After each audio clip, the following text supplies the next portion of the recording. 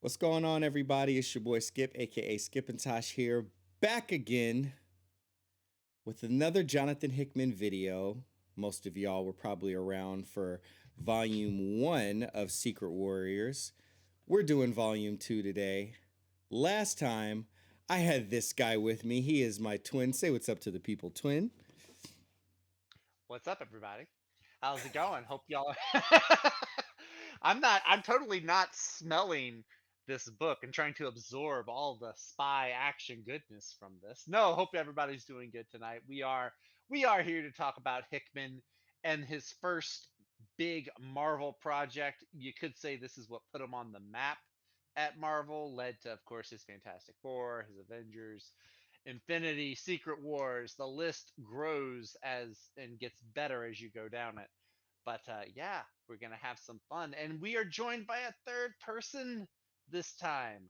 We have our third musketeer is joining us this evening. You know him as Yes, I Ash am in the Von third person. Comics. Actually, we could still keep the Von because even though there's no Victor Von Doom, there is Baron Von Strucker, so the Von still works. So Don't you dare compare me to Baron von Strucker, I'm just sir. saying the name, the Von part. No, no. That's a tribute. That's a tribute to the boss, Doctor Doom, who all hope lies in. No, tonight I am Ash Non-Comics Non comic. because I Oh, didn't think I was gonna be here because I hadn't read the books, but you guys found a way to accommodate me, so thank you. heck yeah, you are very welcome. And man, I am jealous of my twin right now. Pizza sounds Yeah, incredible. Yeah, I tried to sneak one in while while Ash was doing his introduction. One does not sneak pizza, sir. One Nope, feasts on not even pizza. a not even a Ninja Turtle can sneak in pizza. So This is very true. Well, in order to buy my twin some time to eat the pizza that he's not sharing with me or Ash, we'll talk about no that kidding. later.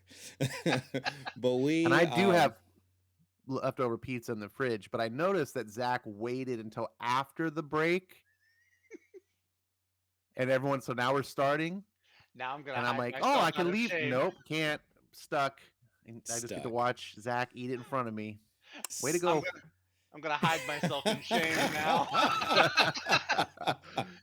Carry on, Oh Skip. my gosh.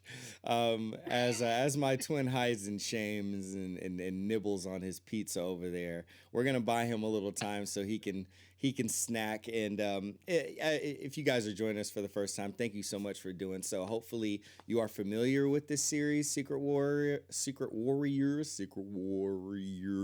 by That's right. Jonathan Not Secret Hickman. Wars. Not No, Secret Wars. That's later. and not Secret Somebody hidden. War, which was No, before, that's true. That's true. but Secret And not the second Warriors. Secret Warriors by I think it was Rosenberg. I Don't believe so. don't mistake that Yes. because there Yes, was no, another Secret Warriors Rosenberg. You're later. right. Yeah. Mm-hmm. There was Yeah. another one. I think it just focused on the Inhumans, I think, because that was around the time Marvel was like, "Well, we don't have rights to X-Men movies, so we're not going to print X-Men. We're going to blow up the Inhumans and make them a big deal since we own the rights to them." So, Yeah. yeah, that was the second one. We don't talk about No, they tried to make the Inhumans fetch. They tried to make it happen, and it just didn't. And they You ended can't up do it, killing man. them You off. can't force things that. on the Nope, fans. you can't. Nope. What's that Unfortunately. Nope. wrestling reference? Everyone says the Roman Reigns. Like you just can't. The more you try to tell fans, like you should like this, it's cool. The more they're like, nope, it's dumb. Oh yeah. Exactly. Yep, it Yep. is true. But we are covering the Jonathan Hickman Secret Warriors, which is quite a thrill ride. We covered volume number And two Bendis, on you got to volume credit the one. man. On On volume volume one. one, 5 volumes got written with nothing to do with Brian Michael Bendis. So, Did he not um, have any credit on these later ones? no, he Not at did all, not. huh? Okay, cool. Nope. His name Bendis was only 3. on the first. That is correct. All right. I And thought he was just kind of like a background like co-plotter only for the on the first laters, one. but I'm okay. Hmm. Very good. Yep. They said that boy I'm Jonathan Hickman informed. kind of nice. Let's let him off the chain. And he roamed and did his own thing You after guys aren't that. gonna like my comments then. Oops. Foreshadowing. I have you bring on your comments, sir. That's I'm not gonna. This is the you know show what? for them. I'm not gonna like my comments. that's fair. I'm already feeling a little embarrassed. So that is all right. But that is what we're covering. Hopefully you've read volume 1 or went and watched my video on twitch.tv/Skip and Tosh, where a few years back I read volume number 1 live on stream. I read all of them, and I read almost all of them. I read to volume 5, and the night I was going to do volume 6, I started, and I got a little message from a certain Ash Von Comic saying, "Are you forgetting that I'm starting my stream now?" And I was like, "Oh yeah, that's right." And I haven't gone back to read volume 6 live on stream since. So man. I need to fix that, apparently. But thank you so much feel for like being a bus here. just ran over me. Probably if it honks like a bus and drives like a bus, it's probably a bus. Oh man, it was the King's team bus. It was, yeah. We were driving down to Phoenix. Oh, is that Ash Von Comics? Where? Poof. Clunk, clunk. That was Ash Von Comics. It was. Now it's Ash Von Splat. Yes, Splash Von Comics. But but yeah. So thank you for being here. Thank you for following along with us. The way that we do this show is we will talk about our initial thoughts. After that, we will talk about the most impactful moments that stood out to us about the book. Then we will open it up to kind of talk about whatever we want to related to the book. And then we will conclude it. We'll give our closing thoughts, and then we'll get out of your hair and out of here. So, on that note, because I bet he wants to take another bite, but he's feeling a little guilty about it, we are not going to start with my twin. We're going to start with Mr. Von Comics, who wasn't able to join us last time, but is with us this time, and we're very happy about it. Mr. Ash, please, initial thoughts Thank you so on much. this. Thanks so much for having me. I do really enjoy doing these, and I know we've come up with some scheduling conflicts. It's just tough sometimes when you're grown up as an adult, like everyone's just. It's not, I miss the freedom of kids, like where every kid has the same schedule. We could just all meet up, and it's like now it's like, can you want to do that? Oh no, I'm busy this day. Oh, I got to work that day, or what have you. Appointments and working and all that stuff. But welcome to adulting. Here we are. Don't say that word. Now, before we go on, I need some help here, because I was out of comics during this era of comics, and so there's a little bit of lore stuff that I'm not privy to. I had heard about Norman Osborn being in his position, but like I'm not familiar. First of all, who's this Alexander kid? I guess he's Ares' son, but is there more significance to that? Because I kind of jumped in the first volume, and they were like, "Oh, he's got the power of a god," and I'm like, "Who is this kid? I don't understand." Is there anything I need to know, or is he's the son of Ares? Total transparency, I never heard of the kid till I read this series, and I don't remember seeing anything again about him since I've read this series. So we know the same amount. Okay. Pretty much, yeah. As far as Alexander and Ares go, I knew Ares was around.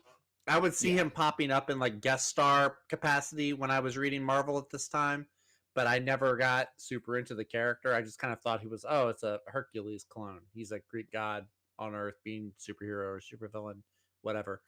I mean a Thor clone. Thor clone, Hercules clone, tomato, demigod. Hercules not a god. Okay.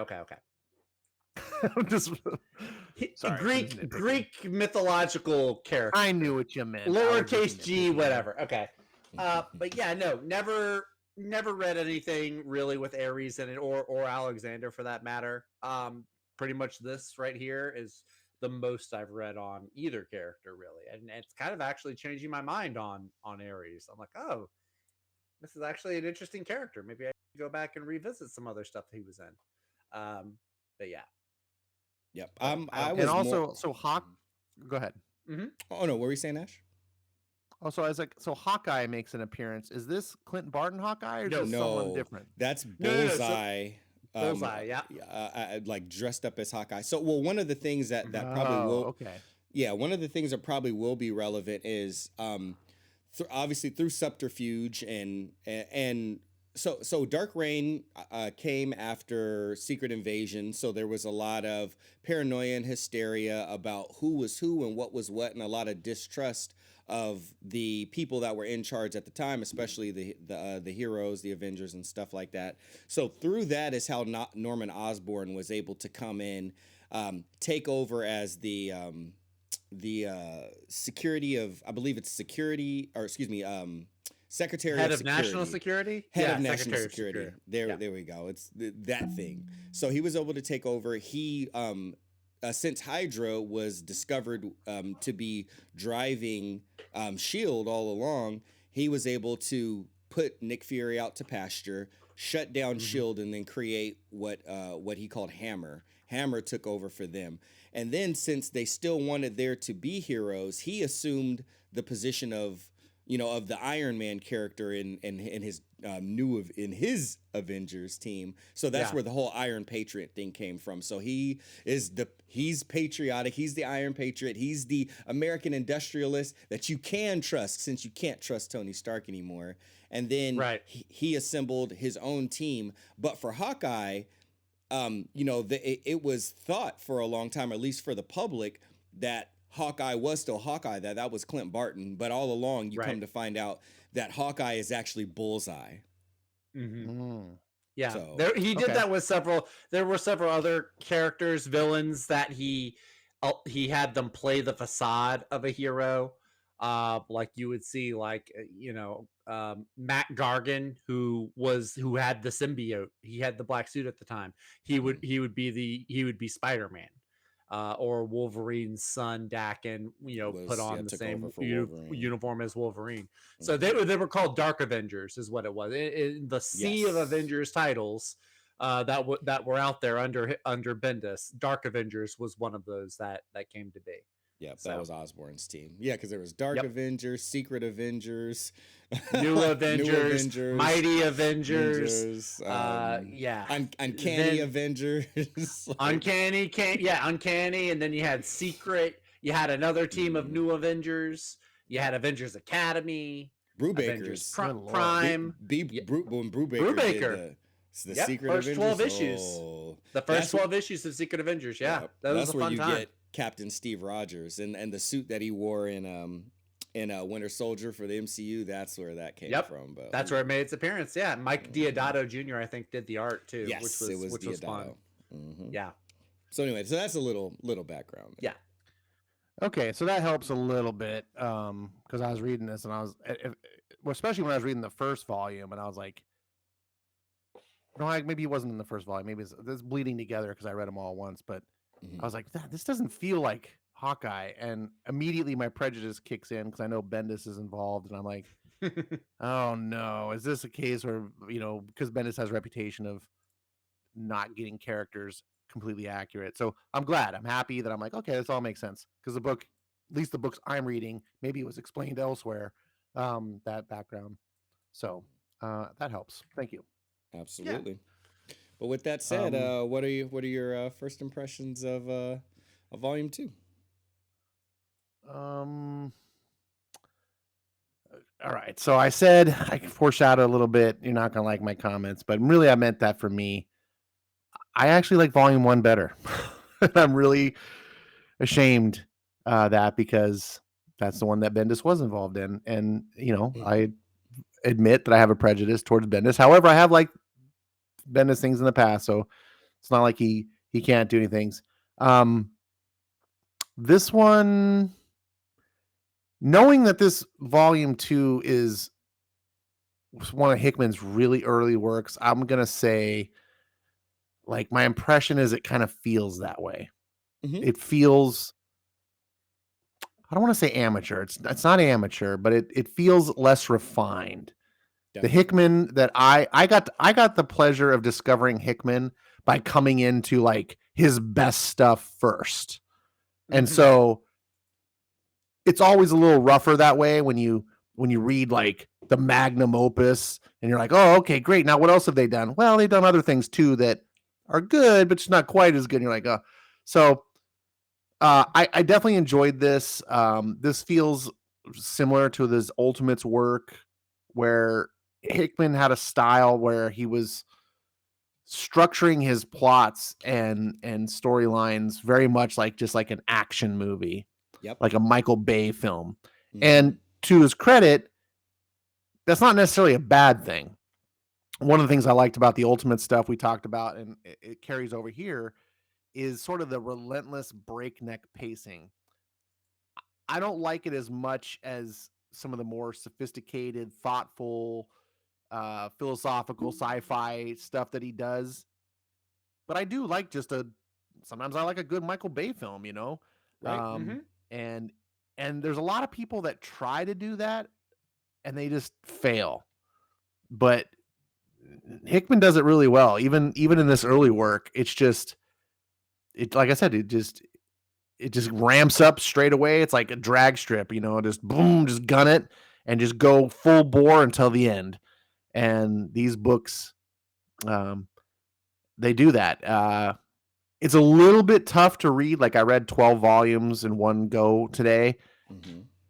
It's a little bit wearing, like it, excuse me, to binge it that way.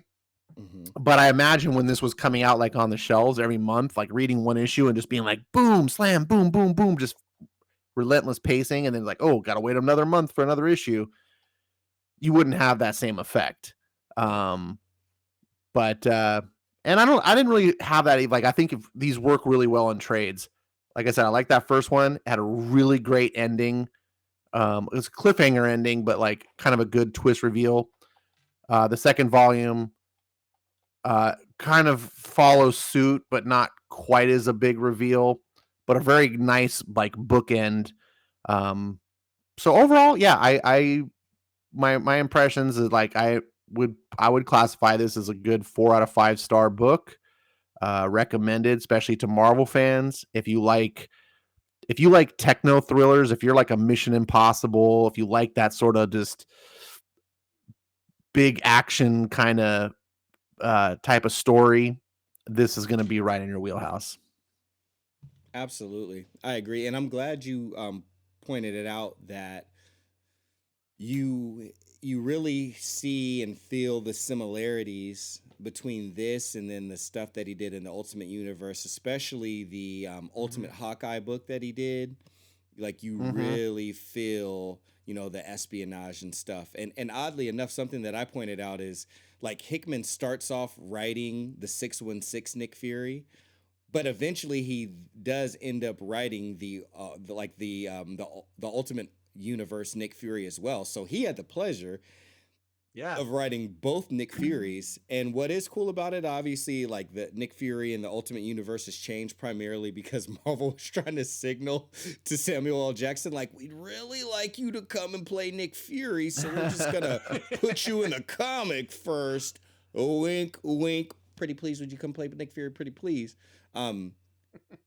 Because he had written the original Nick Fury, he had already had the spirit of the character captured, and he very much translated it very well over to the next one. It's just, of course, in the Ultimate Universe, everything is that much more extreme. So that Nick Fury was that much more extreme, but he was just as prepared, had all of the secrets that he wasn't telling everybody, compartmentalizing stuff and all of that. So it's cool that John was able to knock it out of the park with both Furies. But my twin... You have read this. Yes. You have thoughts about this. Please share them with the peoples. So I appreciate. So I was actually. I kind of can understand what Ash is saying when he talked about how he liked the first volume better. Not that I don't like volume 2. I can notice there's a big difference though between volume 1 and volume 2. Volume 2. Well, let me start. Volume 1. It's like a slow burn, and then you get like the action on the tail end, right? It starts out small, and then as it progresses, the action goes, and you get like a big climactic action scene at the end of the first story arc. This one, first issue into this, issue number 7, going into this new story arc, like it just kicks off like boom, you're in a bank robbery. And then boom, you've got all these different things going on, different action scenes and set pieces going on. And so I do kind of like that because Hickman's like, okay, the first storyline, look, we did the slow suspense. We introduced you to everybody before we dove into this action scene at the end. But now you kind of know most of the players, so we're just going to start off boiling hot now on this first issue, which I like. I don't want it to be. I appreciate a good pattern, but it doesn't need to be slow burn. Whoop, here's a spike, here's action. Now we're going to drop down, do slow burn. He kind of keeps it all over the place, kind of unpredictable, which I think in what this is, which is ultimately a spy story or an espionage story, I think some unpredictability is a key part of whatever recipe you're using when cooking up a spy story. So I really like that. I like that it started out with action. I do like we do get some deeper insight into some characters. Especially I mentioned a few minutes ago, or Nash did too. Alexander and his dad Ares become a big factor in this story. And I didn't read, like I said, I didn't read a whole lot of them back when this was being put out there regularly, monthly as a floppy. I wasn't reading Secret Warriors. I wasn't reading several other titles that probably connected to it, so I didn't have a whole lot of knowledge in some of these characters. But I was also kind of intrigued at the fact that Hickman brings in a third faction. The first 6 issues, you're like, okay, this is Shield or what was Shield. It's Nick Fury and like the ex-members of Shield. And then there's Hydra, and Hydra's the bad guys. Nick Fury and his team are the good guys. Okay, that's it. Those are the major players. Well, don't forget, Twin, we had Hammer as well. We did have Hammer, yeah, but they weren't like I don't know. It felt like they didn't really have a seat at the table. It felt like they were just kind of like, oh, okay, Hammer, some of their guys might be Hydra, and okay, Hammer has this base that used to be Shield, and we got it. It didn't feel like they were like a key player in the same respect that, okay, here's Nick Fury, here's Baron von Strucker.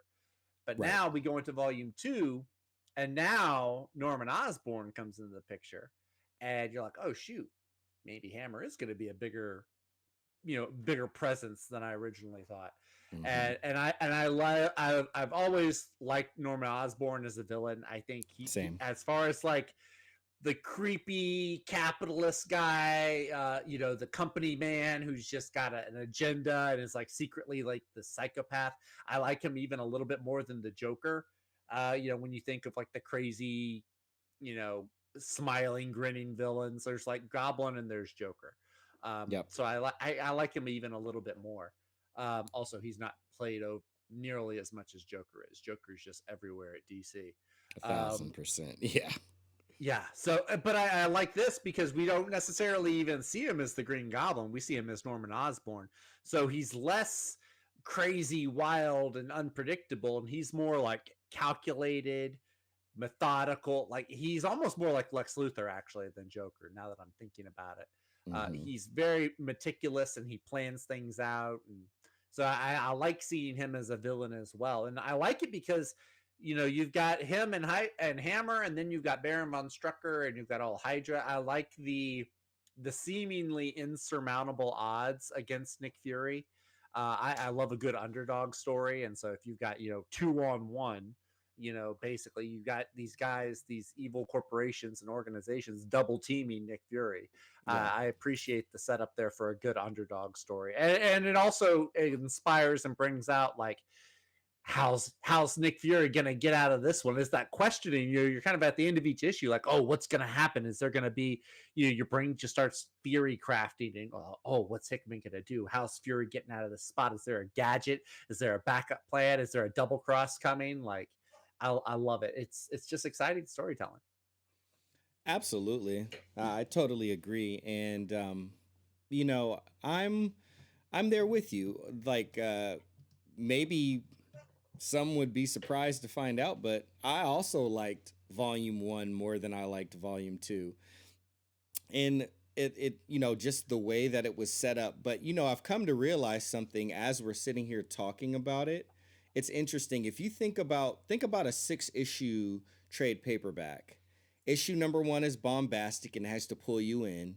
Issue number 2 is usually some setup, and this volume is very much setup. There is no resolution, and there's not a huge cliffhanger, but there is a solidarity or solidity to the depth of a relationship that we go into between Ares and Alexander.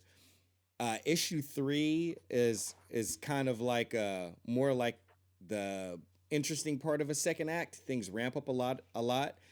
4, you ramp up. 5 is kind of the apex, and then 6 is kind of the epilogue, the aftermath. Right. So that's how these volumes actually play out. Volume 1, Volume 2, Volume 3, Volume 4, Volume 5, Volume 6. Me having read them all, that's very much how they play out.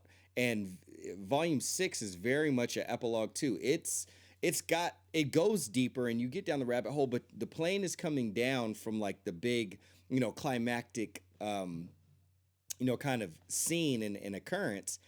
But there's setup happening for, like, okay, if Hydra, I'm not going to give too much away, but if Hydra was at the root of S.H.I.E.L.D. for so long, like, when did they actually get attached to the root, and how long was S.H.I.E.L.D. actually S.H.I.E.L.D. before it got taken over?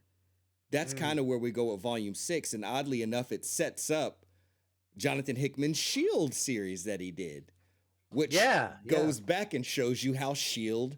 got established and kind of got up to that point. So Hickman very much, and I'm sure like earlier on, you don't know if you know how long your series is going to go, but ultimately his 6 volumes of Secret Warriors ends up reading like a 6-issue trade as the beats go. So yeah, I liked Volume 1 more than I liked Volume 2 as well, because of just kind of how bombastic it was, and it got your attention, and it needed to kind of sink its talons into you.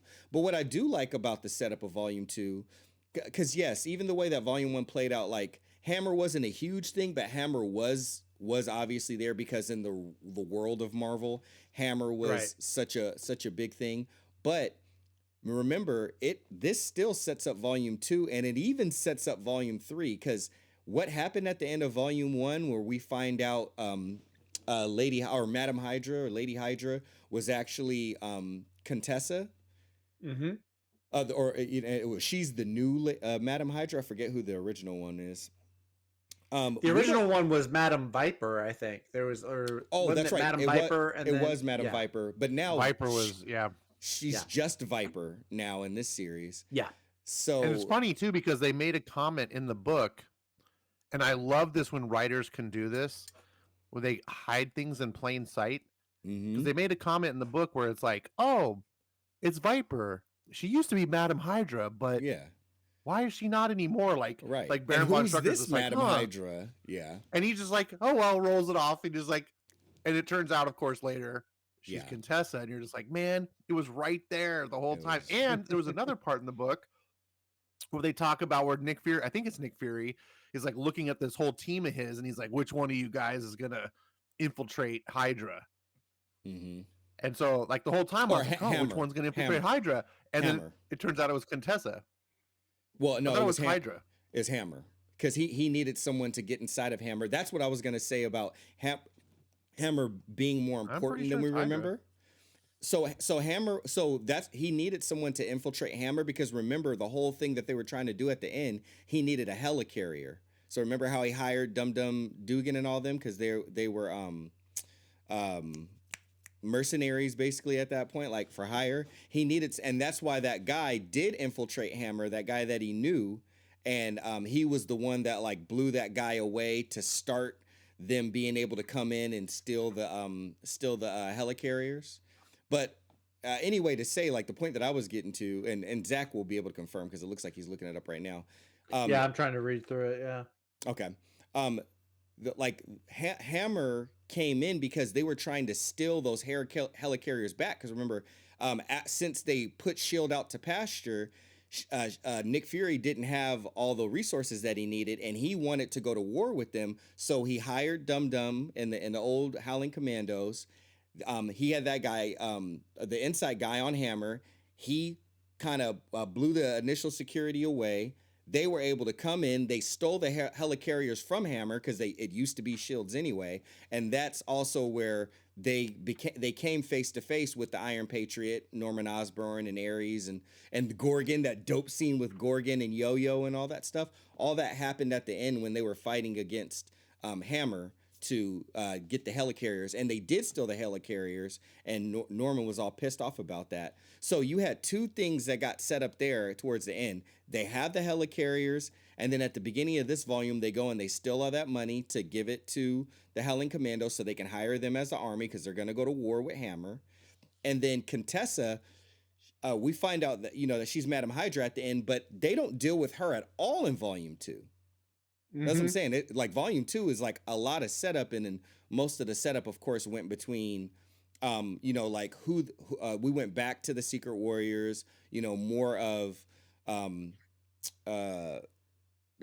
Daisy. Needed to become more of that leader and whatnot. And then obviously we start going over into Alex and Ares' relationship, because that plays a bigger role. So volume 2 is a lot of setup. It's just, especially when you get, I love the last issue because, well, we're not going to talk about that yet. We'll talk about that when we get there. Zach, let me know when you confirm who.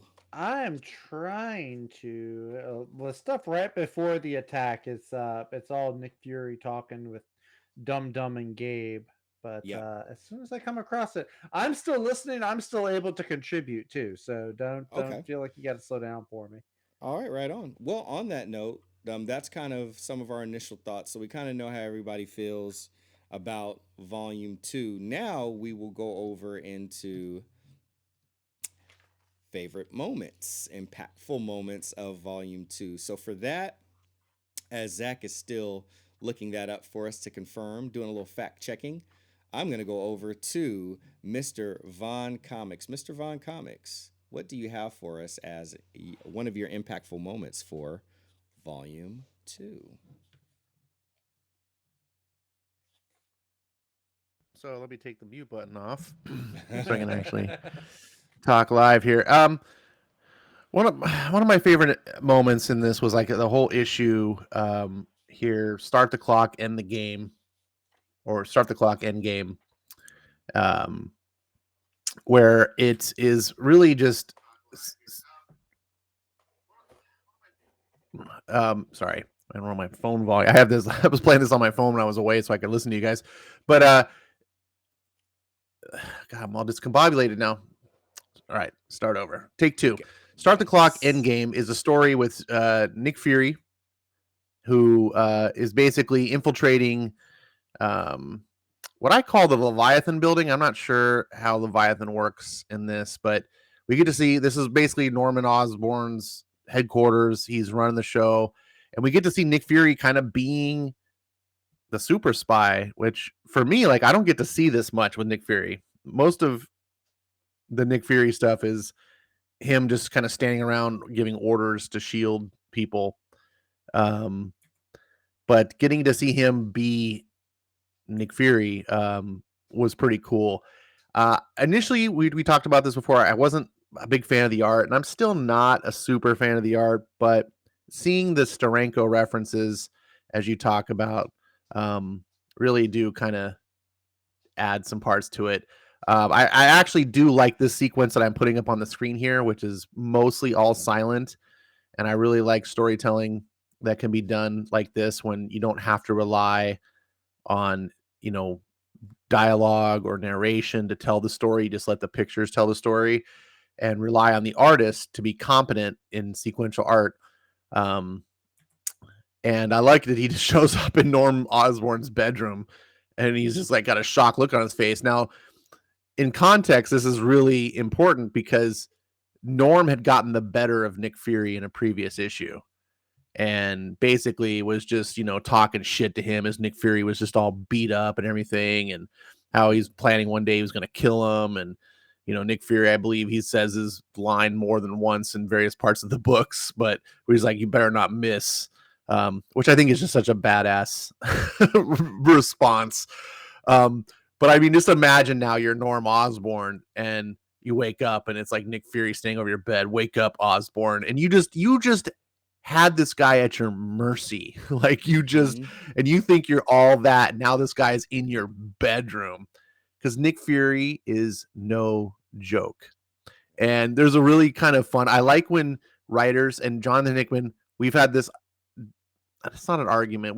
We've had this sort of discussion before where I've said Jonathan Hickman's not as funny as he thinks he is, and blah blah blah. But man, when he does levity right, he really nails levity right. And here we get to see this scene where Norm Osborn is, he's kind of monologuing a little bit about, not really monologuing, but he's just doing his little villain speech. I want to show you something. I keep it right here beside my bed. This is my list. It's an inventory of the things I promised to do for myself. And as we can see, it's like neutralize Clint Barton, eliminate Daredevil, kill Namor, kill Frank Castle, all this list, and one of them is kill Nick Fury. And then we get to the next panel, and Nick Fury whips out, "Yeah, I heard about that. Made one of my own." And then it just says, "Save the world, punch Norman in the face, have a beer." And I mean, I laughed out loud.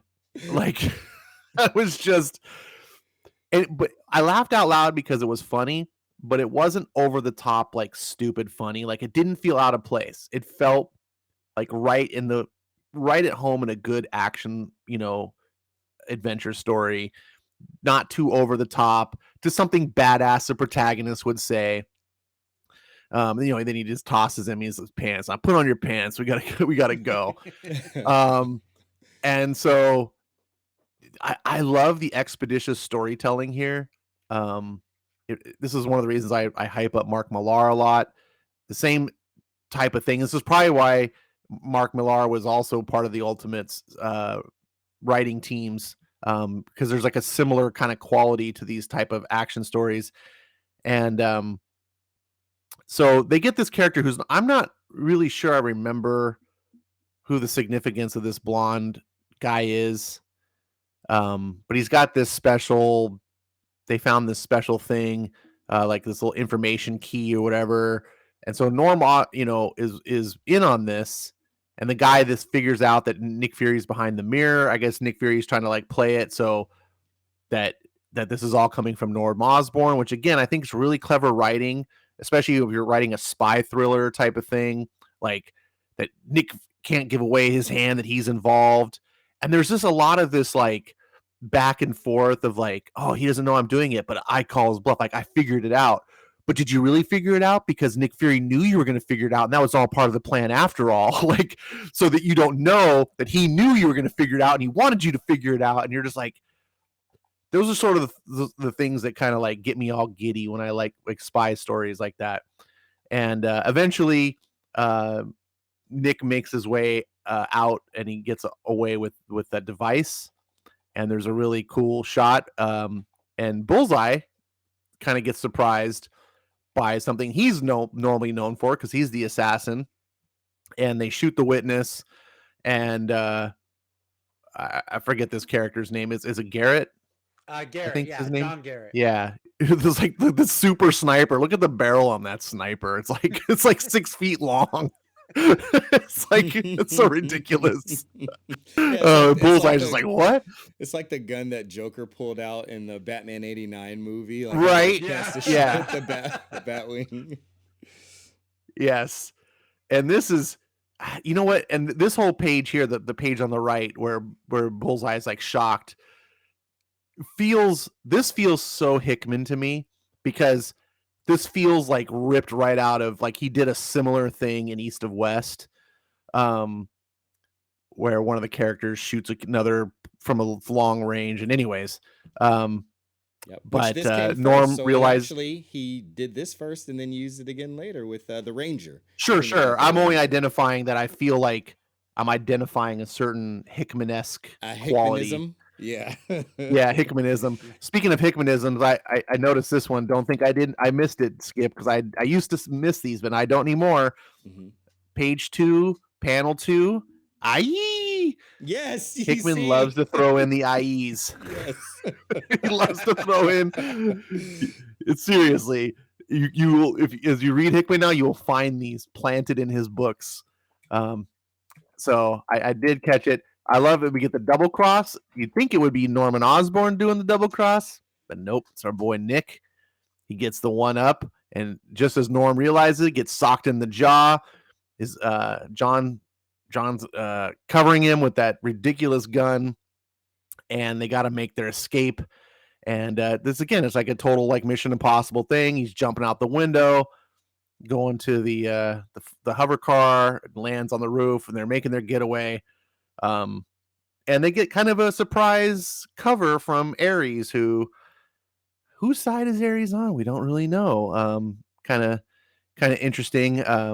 And we get to the end of the story, and it turns out like no one's supposed to be able to crack this device. That's the whole thing. The guy was like, no one's gonna be able to break it. But they're like, what are we gonna do? And it's like, well, Nick's like, oh, I know how to break. I don't need to. I know how to get the information. So of course he does, because he's Nick Fury. And this is a clever use of the data pages that Hickman is kind of famous for. Yeah. For better or for worse. I love this because it transitions so well, where Nick Fury's looking at a screen. He's got the data key thing, and then it cuts to a data page. So now we as a fan or the reader can kind of like browse through the data that we can imagine that Nick Fury is browsing through in a way. Yes. And I felt that was a nice way of blending those two concepts together. And overall, this just like I said, it felt like a great like Mission Impossible type of story. I love Nick Fury is just Hickman just nails Nick Fury here. Like I was like, I just want to read more Nick Fury stories like this after this. I'm like, oh yeah. You took a character that's just sort of he's kind of a C-list character. I mean, everyone knows who he is because he's the leader of S.H.I.E.L.D., but it's not like he's got a lot of fan bases. He doesn't really support his own book or anything. But this type of Nick Fury, I would buy this book all day long, all the time. So yeah, that was my standout moment of this volume. And there you go. I'll wrap it up. So I think I might have found what we were talking about. There's this scene. I think it's in like issue number 6. It's like a flashback right after the assault on the Hammer base has started. Yes, yeah, because he goes back to basically talk about how they set up their thing, and he's talking to the Secret Warriors. Yeah. He's talking with Dum Dum Dugan. It's not. No, that might be a different scene. Then I'm gonna have to look at. This was the one where he's talking to all of the ex-members of S.H.I.E.L.D. with Dum Dum Dugan. Then. Got you. So, but yeah, he does mention that it's a Hammer base instead of Hydra. He does say in that scene that it's Hammer.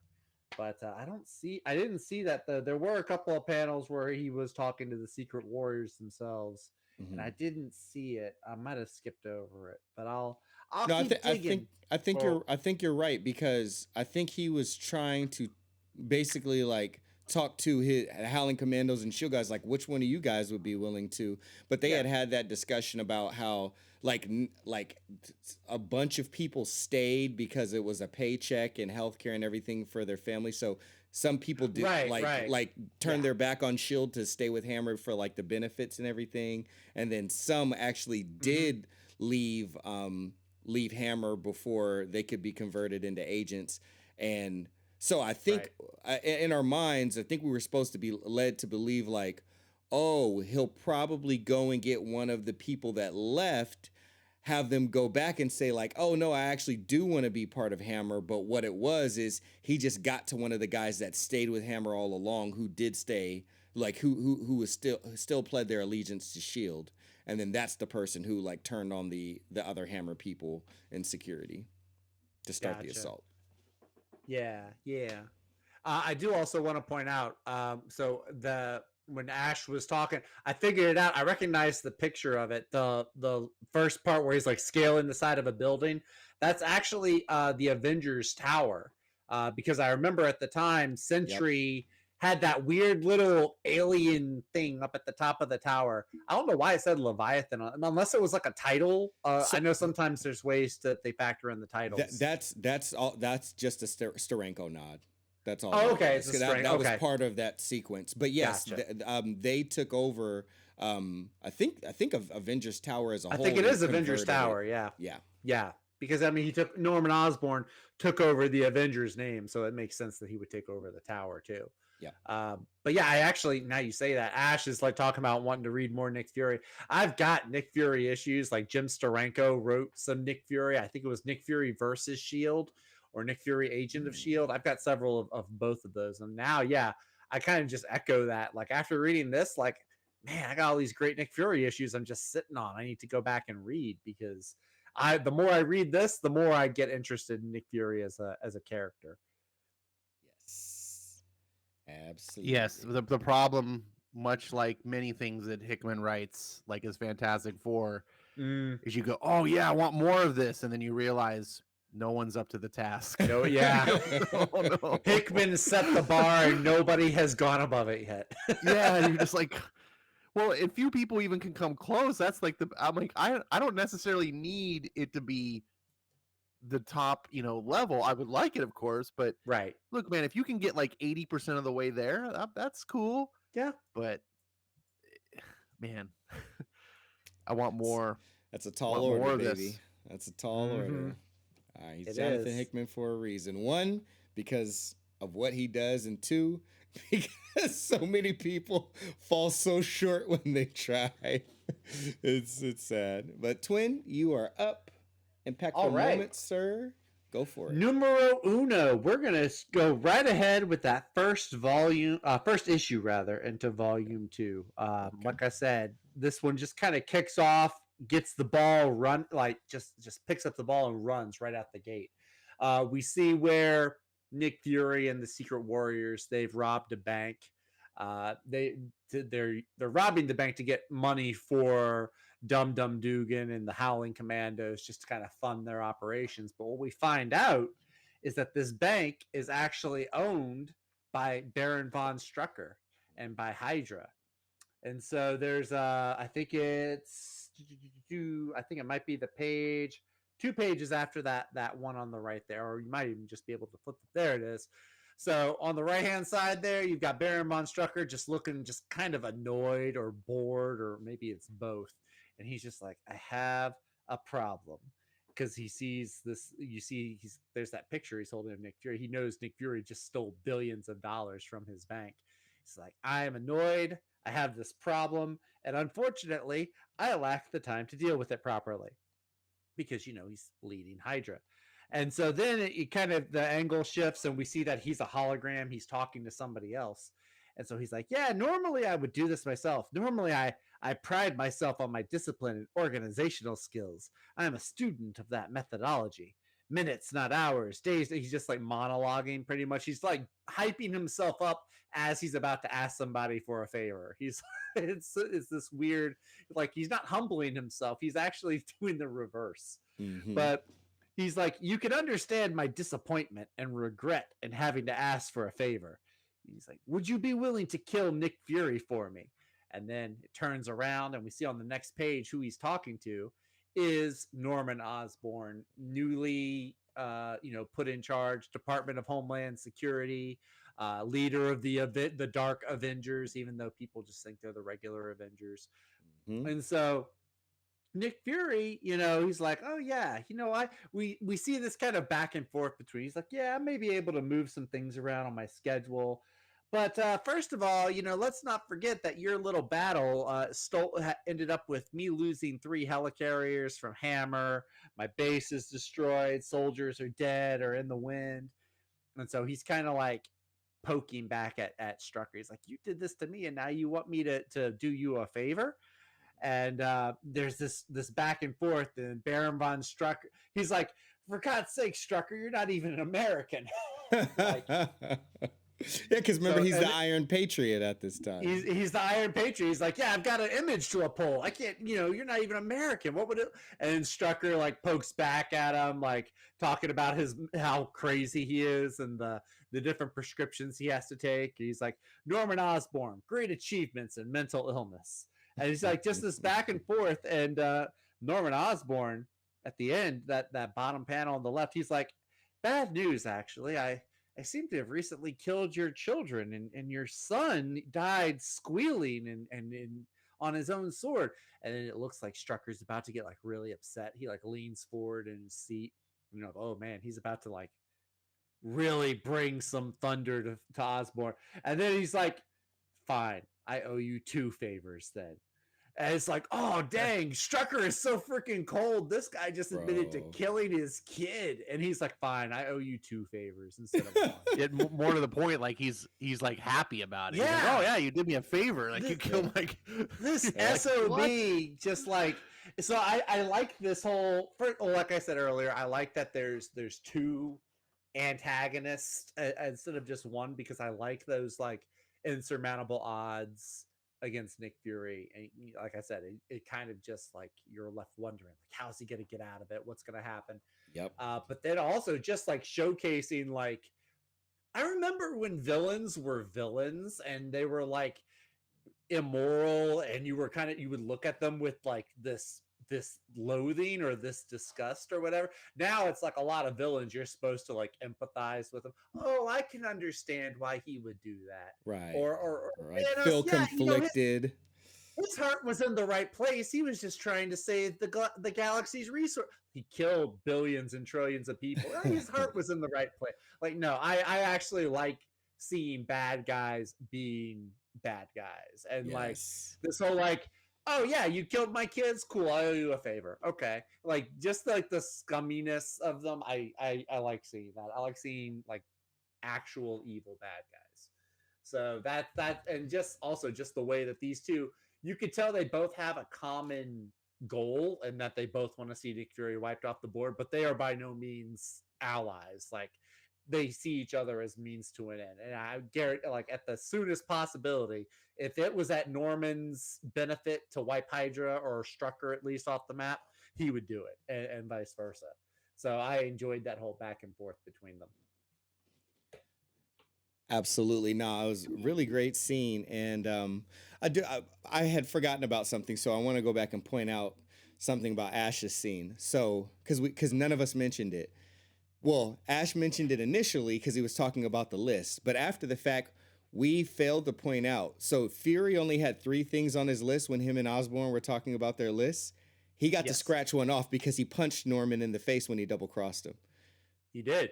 Yeah. So all he got to do now is save the world and have a beer. Thank you for catching that mistake. I meant to mention that, ma'am. Indeed. That was funny. Hey, by the way, since I'm not crazy, I just wanted to. So everything you had said, we were talking about the infiltration. That was all correct. Like they did infiltrate Hammer, but there's a different part though, and it's on page 66 of Volume 1. Oh, okay. Where Nick Fury is talking to his team. That's when he's talking to the Secret Warriors. Someone to go undercover as agent of Hydra. Gotcha. There we go. Okay.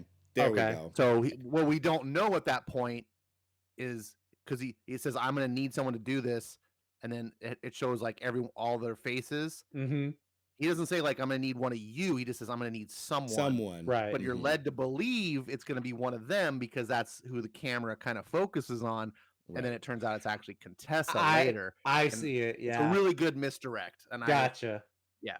I just found it. Or just skimming through, I found it. Yeah. Yep. And I conflated the two because I put together the one where he's talking to Dum Dum and them, and then the scene where he's talking to the Secret Warriors and crossed them. So thank you both for clearing that up. Am I crazy? Because Skip's right.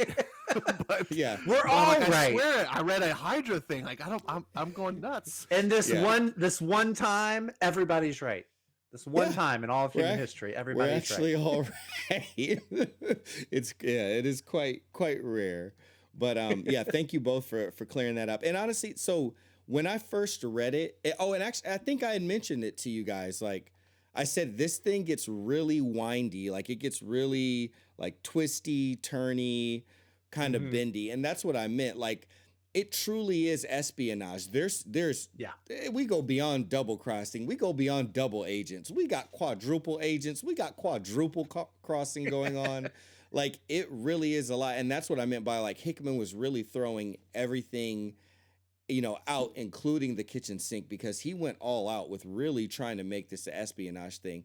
And I will say, like, and I mentioned this, I said sometimes it goes beyond, like sometimes it goes out of bounds. But I said it goes out of bounds in the best way because it's so like I always say this, I'd rather have a teammate that I have to tell turn down your effort than someone that I got to try to get to turn, get to tell them turn up your effort. Because it's a lot harder to turn it up than it is to turn it down. And that was Hickman on this. Like once they let Brian Micheal Bendis off of his neck, he really tried to outdo himself. And he did outdo himself a little bit to where it could get a little confusing, but it all does ultimately lead up to, a very entertaining story that, that really, he tried to give you your money's worth. And ultimately throughout the whole series, he did. All right. So with that said, I will go to my first impactful moment. And it is kind of right after Twins a little bit. So we're in I think this is issue 2 or 3. I can't remember. But this is right after they were. So there was a situation that got set up where they were effectively being chased by Hammer, and they thought that they were going to go to another secret hiding place and it was going to be all good. But it turns out that Hammer even had the drop on that. And Alex, and I forget the other guy's name, but as much as I talk about, you can really see Warren Ellis's, especially the planetary stuff, you can really see Warren Ellis's impact on Jonathan. Well, I would say planetary and global frequency. You can really see Jonathan Hickman pulling for that. I feel like the guy that's got the blonde hair, like the very first person that's talking in the first issue of this series, I was like, oh, that's Drummer. Like that's his drummer.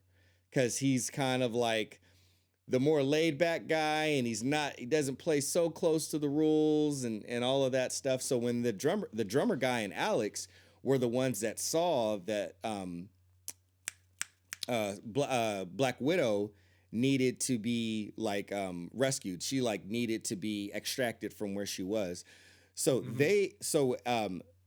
Hammer beat them there. They come up with the plan, him and Alex, on how we can still extract them. Because of course the drummer type dude is like, she is way too hot to not try to go save her, which I agree with. So on that note, they go and they're there, and Nick Fury gets there too, or at least we think he does, and Hammer is beating him up. Norman Osborn is just enjoying it, and they're trying to get him to crack, and of course it's Nick Fury, so it won't crack. So Norman Osborn finally pulls out the gun, blows him away, and we're all like, okay, well there goes Nick Fury. Like, dang, that was it. And right after. And Ares is talking to him because Ares basically has, some arrangements already with Nick Fury. And he was like, dang, we didn't have to kill him. Why'd you kill him? And he was like, oh, well, he pushed me to the point. And then they turn around and they look, and Alex climbs out of the Nick Fury body. It was actually a LMD, which a little bit before that, Hickman set it up because they found his LMD closet and they were talking about how creepy it is. And the drummer dude even made a kind of joke that you can't make in comics anymore when he was like, is it gay if you make out with yourself? I'm just saying, what if I had an LMD and I he made that kind of joke or whatever. So that was the setup to this, and you don't think anything of it. It's like, oh yeah, whatever. We all know that, LMDs are a thing within Shield and Nick Fury. But man, the whole time it's Alex, and he climbs out and he addresses his dad because Ares is right there. So it's not just this scene that I like. We go through this scene too, which is a little bit of setup for the issue that Ash was talking about. Eden and that guy, which I think his name is JT. I think it's JT. JT is his name. Thank you very much, Twin.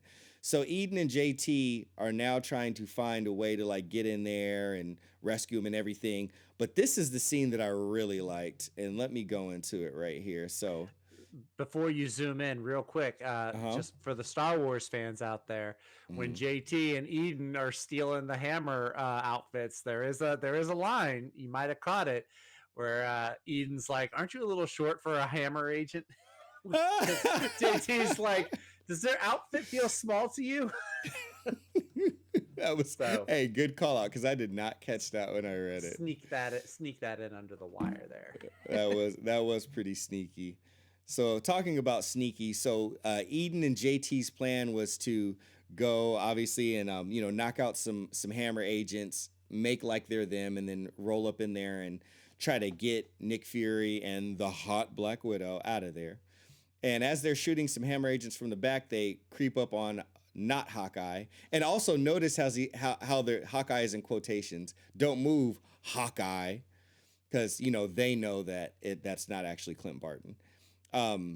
So they're asking like, hey, Alex, how did you expect to get yourself out? And because he's a god, he kind of has precognition, so he knows how some things are going to go. And he's like, oh, I knew you'd show up. There goes his dad, Ares. Where have you been, boy? I don't have to tell you anything. Wait, this is your son? And so that would make these more of Nick Fury's brood. Interesting. I tell you what, son. How about you tell us where we can find Colonel Fury, and we'll see if we can't get you some kind of reward. How about trucks? You like toy trucks. How about you kiss my grits?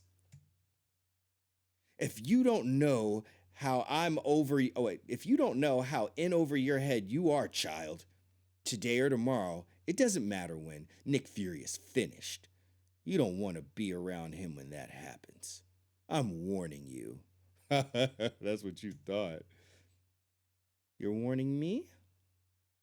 Fine. Here's a warning for you. You think you're hanging on, but you're not. You will lose control and this will end in failure. This will happen, but if you come after us, it will happen sooner. Are you listening, old man? You can't even...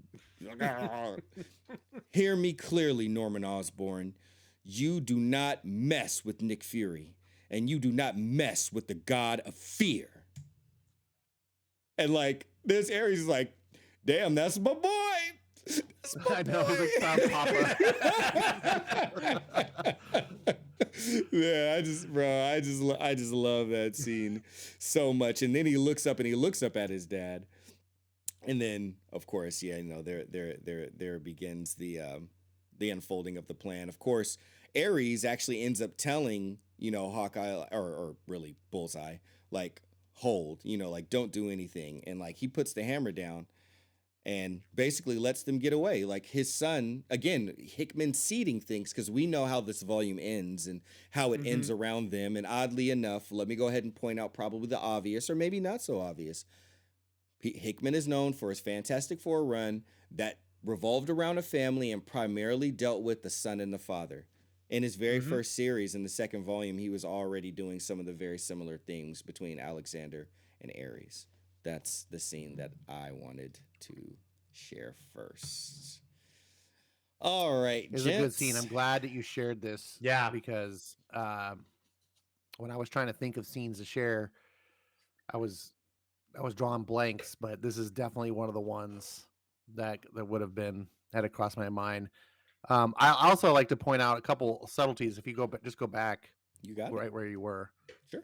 I always wanted to comment on some of the things that I just personally love about Hickman. Is his attention to subtleties. And specifically, a couple of things like, so in the page before, we're reading and we see Eden kind of gets the drop on Bullseye. Yeah. And he's got a gun back to his head. And at the time when I'm reading this, I didn't know Hawkeye was Bullseye. I thought it was Clint Barton. And I'm reading this going like, wait, what? This is a weird Hawkeye. What's going on? I don't know. But I'm like, there's no way that this Eden kid is getting the drop on Clint Barton. Then later you explain it. I get, okay, it's Bullseye. Wait a minute. There's no way that this kid is getting the drop on Bullseye, who is probably even more badass than Hawkeye. Like, Bullseye is a badass. Bullseye is the guy who killed Elektra. Like, Bullseye, anyways, when he's written right, he's a badass. And this Eden kid, he's a Aborigine that studied, interstellar teleportation through his father. Like, it didn't make sense to me. However, Hickman's aware of this. He's not like, don't worry, I know what I'm doing.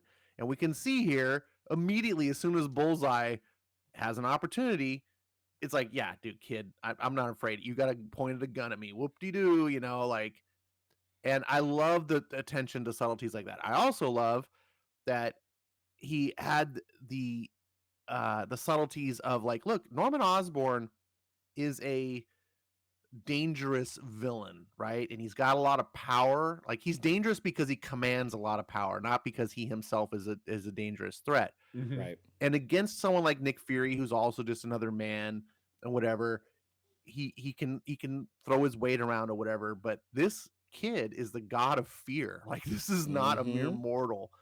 And I love how Hickman, a lot of writers would just not even write a scene like this. They would just maybe have Norman just kind of just be like respectful to the kid or something, or not. But Hickman plays it out and has Norman behaving as consistent as he's been the whole time. If he's going to talk crap to Nick Fury, he's sure as hell going to talk crap to a 10-year-old kid. Like, Yep. you know, and I just love how he just goes way in over his head. And then the kid's like, let me tell you something.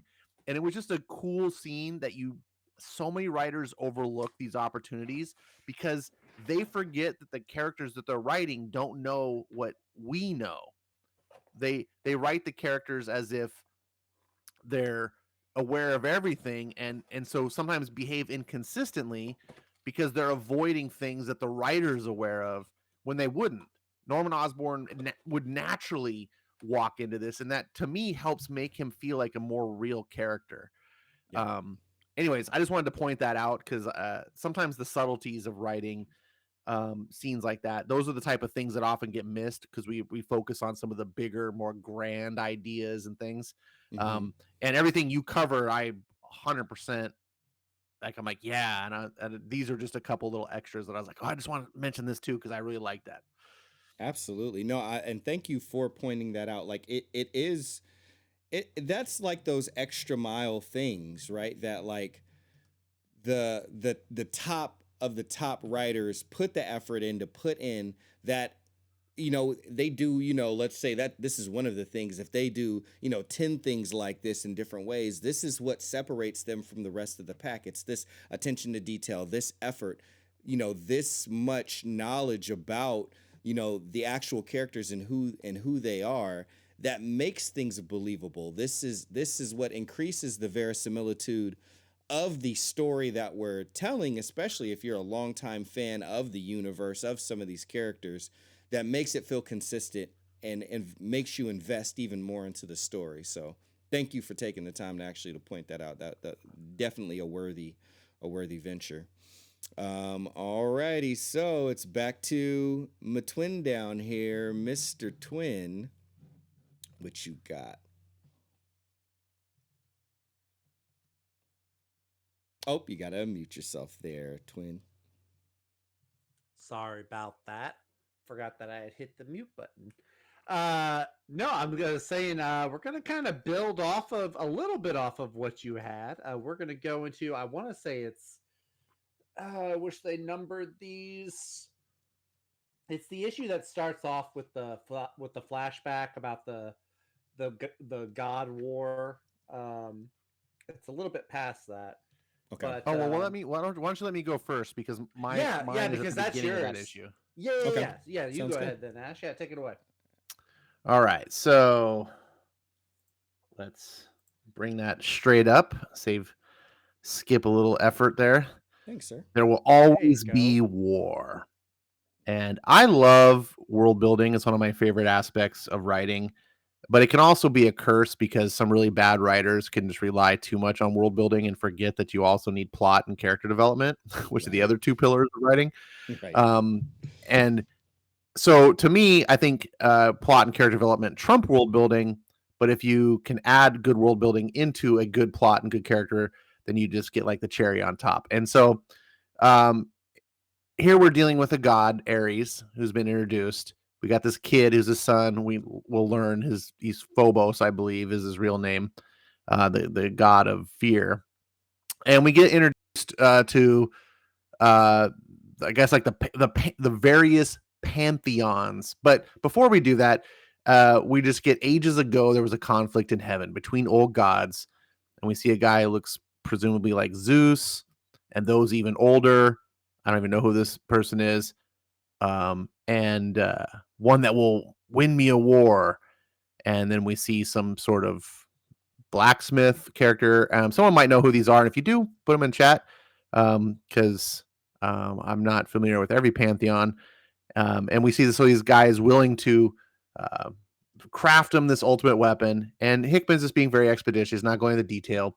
And so basically, we just see that this guy's making these ultimate weapons, and the 4 panels on page 1 here, the 4 last panels are kind of one of the key ones, where it says, we're shaping it into something with purpose, one perfect, the other flawed.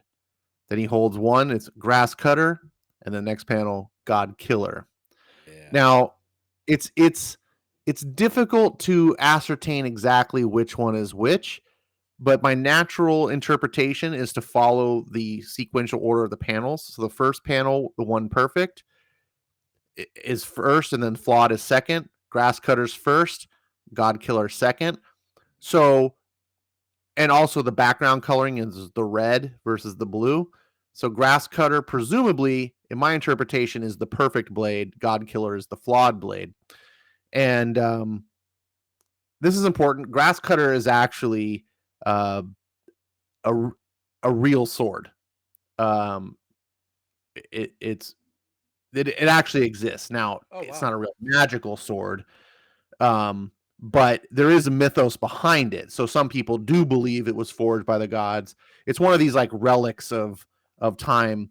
And there's, you know me, I'm a big Usagi Yojimbo fan. There was this storyline that they wrote called Grass Cutter, where Stan Sakai incorporated it into his storyline. Nice. So it's really kind of cool to see that. And me, I'm a big samurai fan. And so seeing this, I was like, oh, Grass Cutter, he's going to put this in a story. Yes. So I really like this. And then we cut over and we see the one goddess who, you know, who seems all sinister and just wants like war. She gives him Grass Cutter. Now I think you're supposed to probably presume that God Killer might be the more badass weapon because it's called God Killer, and Grass Cutter just seems more meek. I think that's kind of purposeful. So he gets Grass Cutter, and we see that, you know, sometime in the past that he actually is fighting his father, and his eyes have been opened, he says, and he fights, and he ends up like killing his dad. But his dad is, you know, tell him, but I love you, son. I never gave up on you. I never will. And then presumably, and this is a really kind of brief storyline, so you don't get a lot of detail. You got to put the pieces together, and some of it is kind of ambiguous. So I could be interpreting some of this wrong, but it feels like Alexander was kind of duped into doing other people's biddings and so forth. And then he realizes like, oh, Dad, what have I done? And so we get this like kind of the story in the past. Now it seems relevant because now we end up going into the future. I don't think that's here yet.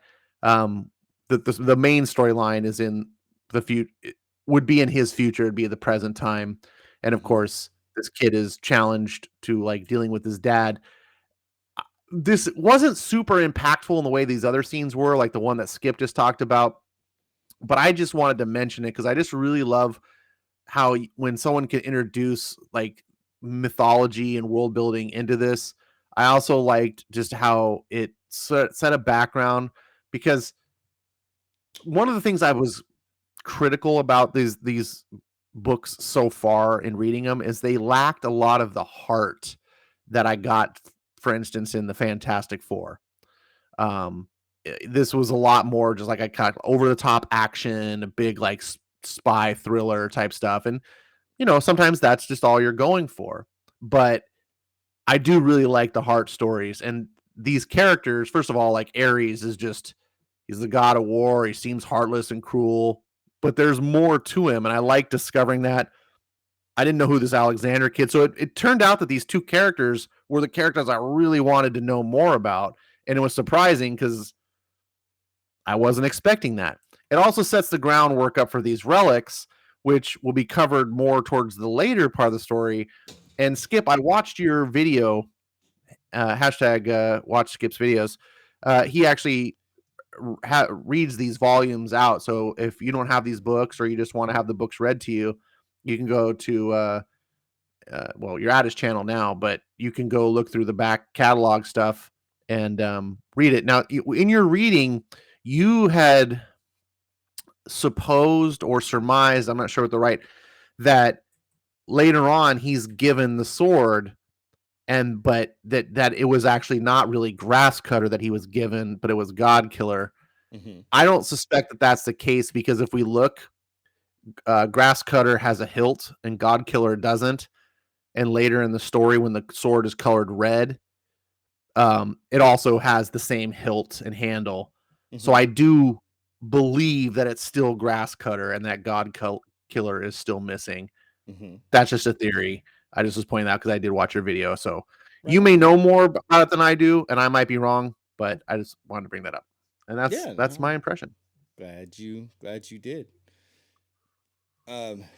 Twin, what are some of your thoughts about covering Ash's part, especially since yours comes right after? Mine literally picks up the ball right after Ash's scene and then just runs with it. I definitely agree with him talking about how so far in this run, a lot of the heart, there's a lot of action, there's a lot of espionage, intrigue, but the heart is, most of it right now is between Alexander and Ares. And so we see that a lot of that comes into our view kind of at this point in the volume.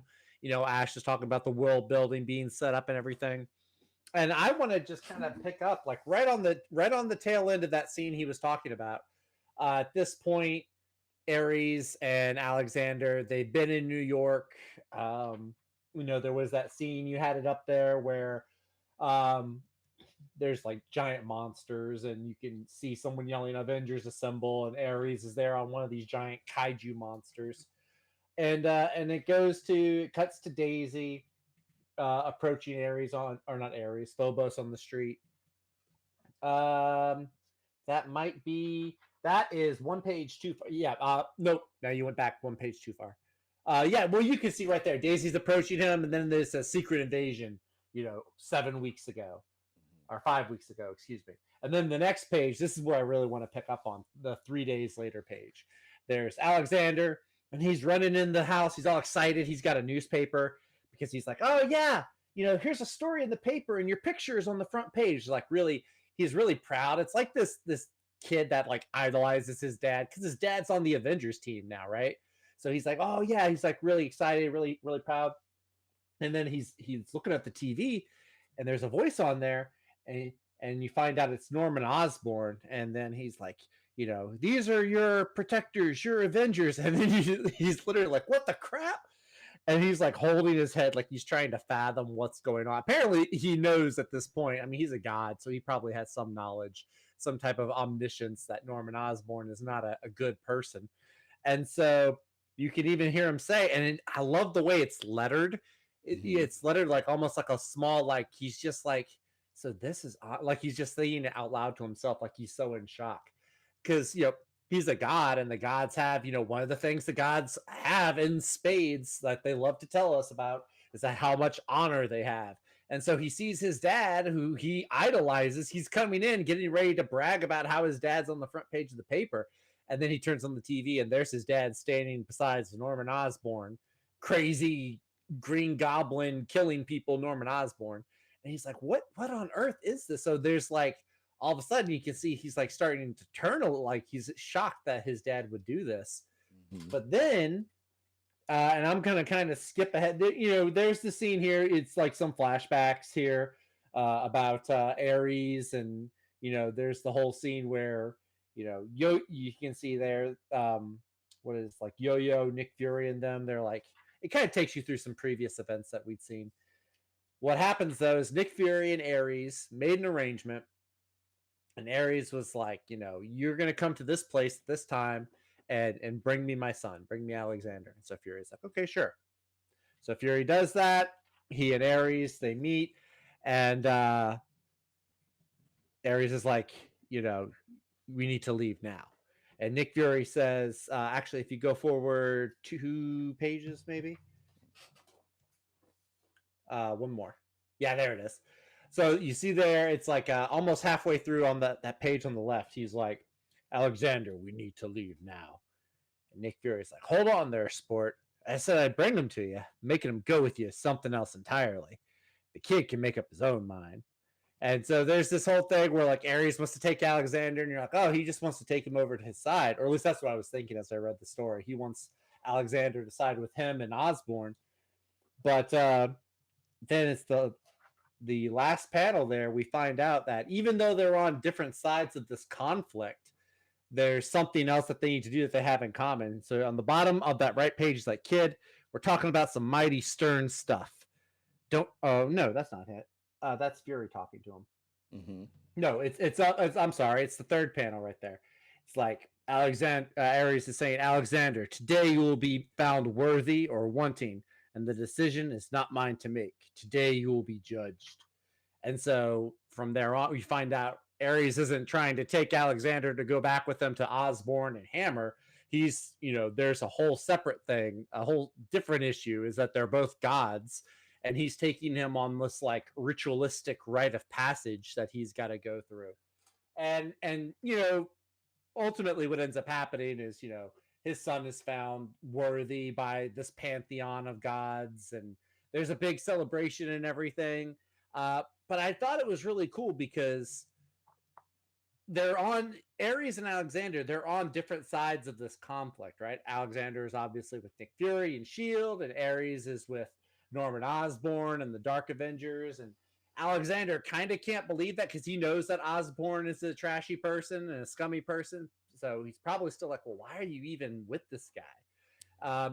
But I liked how even as this father and son are on different sides of this conflict, Ares is still able to push that aside and be like, listen, I know we're not eye to eye on this, but we have a whole separate issue. There's this other thing, this part of our DNA. We're both gods. We both have to, we have this thing that we have to do. And so I liked how he was able to put that aside. And you can see when it's shown that he's that Phobos or Alexander, when he is found to be worthy and he is accepted into this pantheon of gods, you see how proud Ares is. Like, this is a kid that's like, he should be mad at by all right. He's like fighting against him. He's causing him trouble.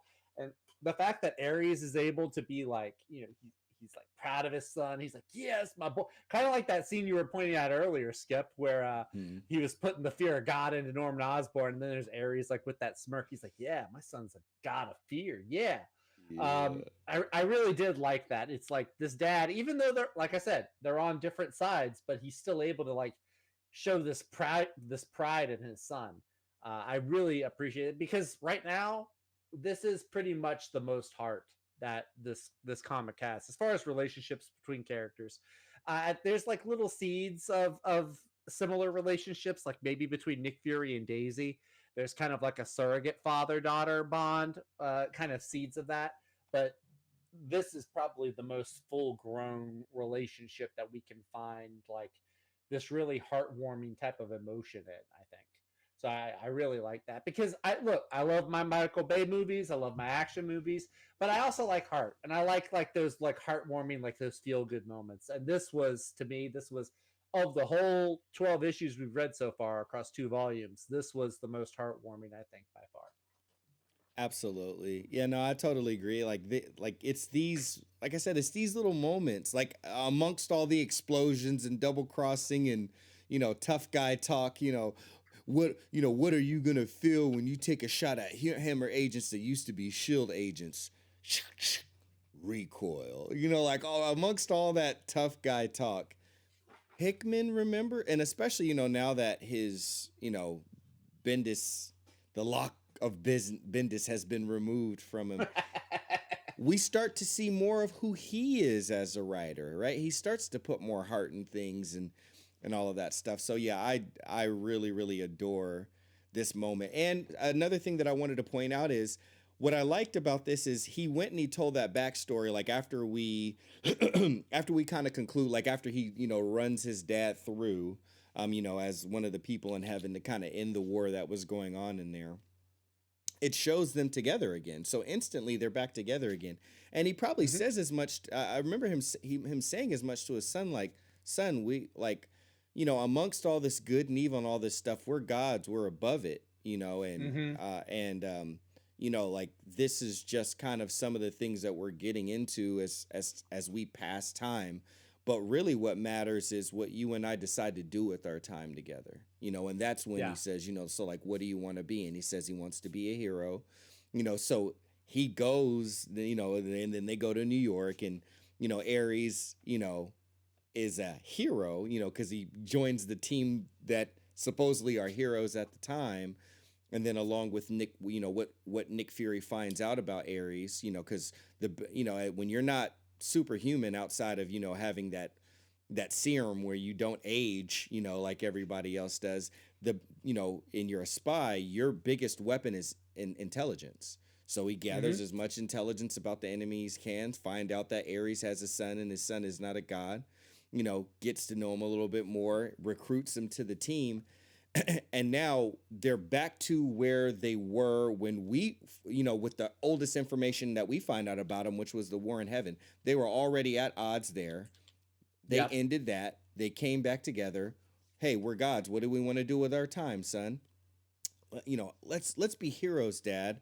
And then through, coming into contact with man, a little bit, of like kind of the whole Themyscira and, and Amazon's thing.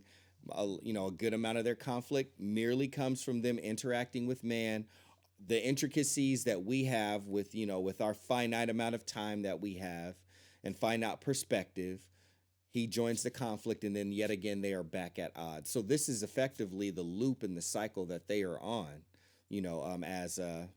as gods within this universe. So I appreciated kind of getting to know more of their backstory, but not just their backstory, kind of what their overall story is. How, one's the god of war, one's the god of fear. Well, he killed the god of war. The war is over, but fear still stands, and fear creates conflict because you want to protect yourself. And then here comes this whole cycle, and then they cycle through it again.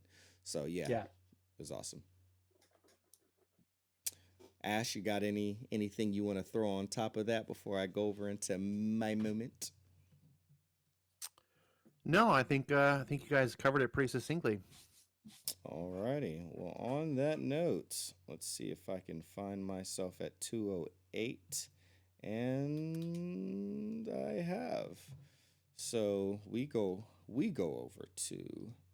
Let's fly on over. Can we do that? There we go. We can. We have the technology. So here we literally have the technology. So this issue, going back to what Ash was talking about seeing, reading Hickman's more current work where things are more refined and tighter, but seeing reoccurring themes that he, kind of goes back to the well on and uses again. We have another example right here. Ash probably noticed this a little bit. My favorite issue of East of West is issue number 22, where this whole issue, it's majority a silent issue and things happen on a timer. Well, what do you know? In his very first series, he already did something like that, and it even looks very similar because Jonathan Hickman is a graphic designer. He does his own data pages. He does a lot. He does the intro pages to Avengers and New Avengers as he's showing the graphics of who's in this issue and who's active out in the field and all of that. So here we are. And notice, even if you didn't notice yet, don't these little the issue, well, actually even the covers of the original Secret Warriors, but also these little cover markers that they give us for the individual issues, tell me that you don't see a striking resemblance to East of West covers. Yeah. I mean, East of West was cut in half, like this. So there's that. East of West. Why? He also had kind of like that, like the titles. Yes. For each um, Mhm. for each thing. Yeah, I do like that he does that. He's done that even beyond East to West. I think he was doing that in Fantastic Four. Like that's kind of Mhm. a trademark thing of his. Yeah. And You he can sets tell up that. thematically. Mhm. If you pay attention to, like, if you read, like, the starting point is everything, that's what this whole chapter is going to be about, is that. And sometimes you don't know what he means by it. You're like, wait, what does that actually mean? But it's a clue, and it's fun to actually, once you know that, to read it, because usually I don't pay attention to that. I'm like, whatever, title's a title, I don't care. Like, the content's what matters. But for Hickman, it's very much the foundation of what he's building around, and like what his scene is about. And so it helps me sometimes when I do that to look at those and then kind of focus on that as I'm reading it to see, like, what is he really trying to get at here? Absolutely. And in this case, the starting point is everything. So, and you don't have to wait too long to realize what that means in this particular one. So this is them trying to get out of, trying to outrun the Hammer team and everything. And Eden is trying to explain to JT like why they can't just portal right now. He's like, let's just portal, and he's like, bro, it don't work like that. You know, there's math, there's math going on with it, and he's like, make it simpler. And then he, you know, kind of starts breaking it down, but eventually he starts talking about, you know, positional awareness in the horizon line, and he lets them know the starting point is everything. So you get to the top, and the like that, you know, they finally see it to where he can create a portal, but the Hammer guys are already up there, XYZ. So they try to dart through the portal, and they're like, run, and he's like, wait, can the other people even make it through? And Ares gets his hammer into the portal before it closes. Of course, Ares is a god, so there's some things that, you know, there's a little bit of math that Eden didn't calculate into, you know, didn't factor into the equation, and it I like Alexander's little thing. He was like, "Yeah, Dad's not so good at math." Like that excuses the whole thing. Yeah, exactly. He's like, yeah, dad's not so good at math. Dad doesn't have to worry about math. Dad has a huge freaking godly axe. Just hacks right through the That portal. axe is so ridiculous. It's like this equivalent of that sniper. It's just so over the top. Man, and exactly, you know, and to that point, I want to say something about those two things, that over the top thing. This is, as we know, we were talking about a little bit before the stream, Marvel coming back out of bankruptcy. They have to approach making comics differently. They take a bunch of chance on some more unknown writers because, you know, they can't afford to put the big names on. They got to make comics as cheaply but as effectively as possible. But some of the results of that are Brian Micheal Bendis coming over. We get Marvel Knights.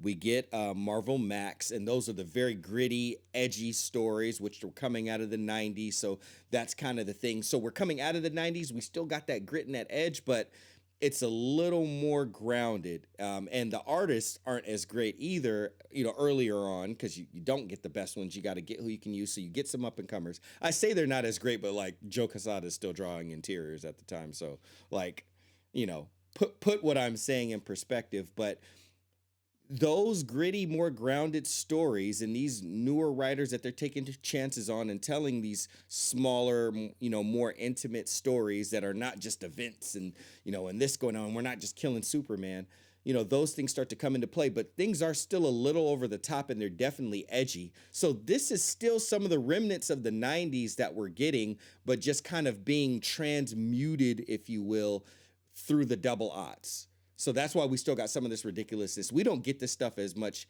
anymore because obviously things have started to kind of transition and go out of that. We got to a more realistic, quote unquote, really it's just more tempered down and not so extreme and not so testosterone driven all the time, you know, era in comics, you know, from let's say 2016 to where we're at now. But at that time, we still wanted to grab people. We still wanted a bit of the awesomeness, a bit of the, a little bit of that edge, a little bit of that, you know, some of that.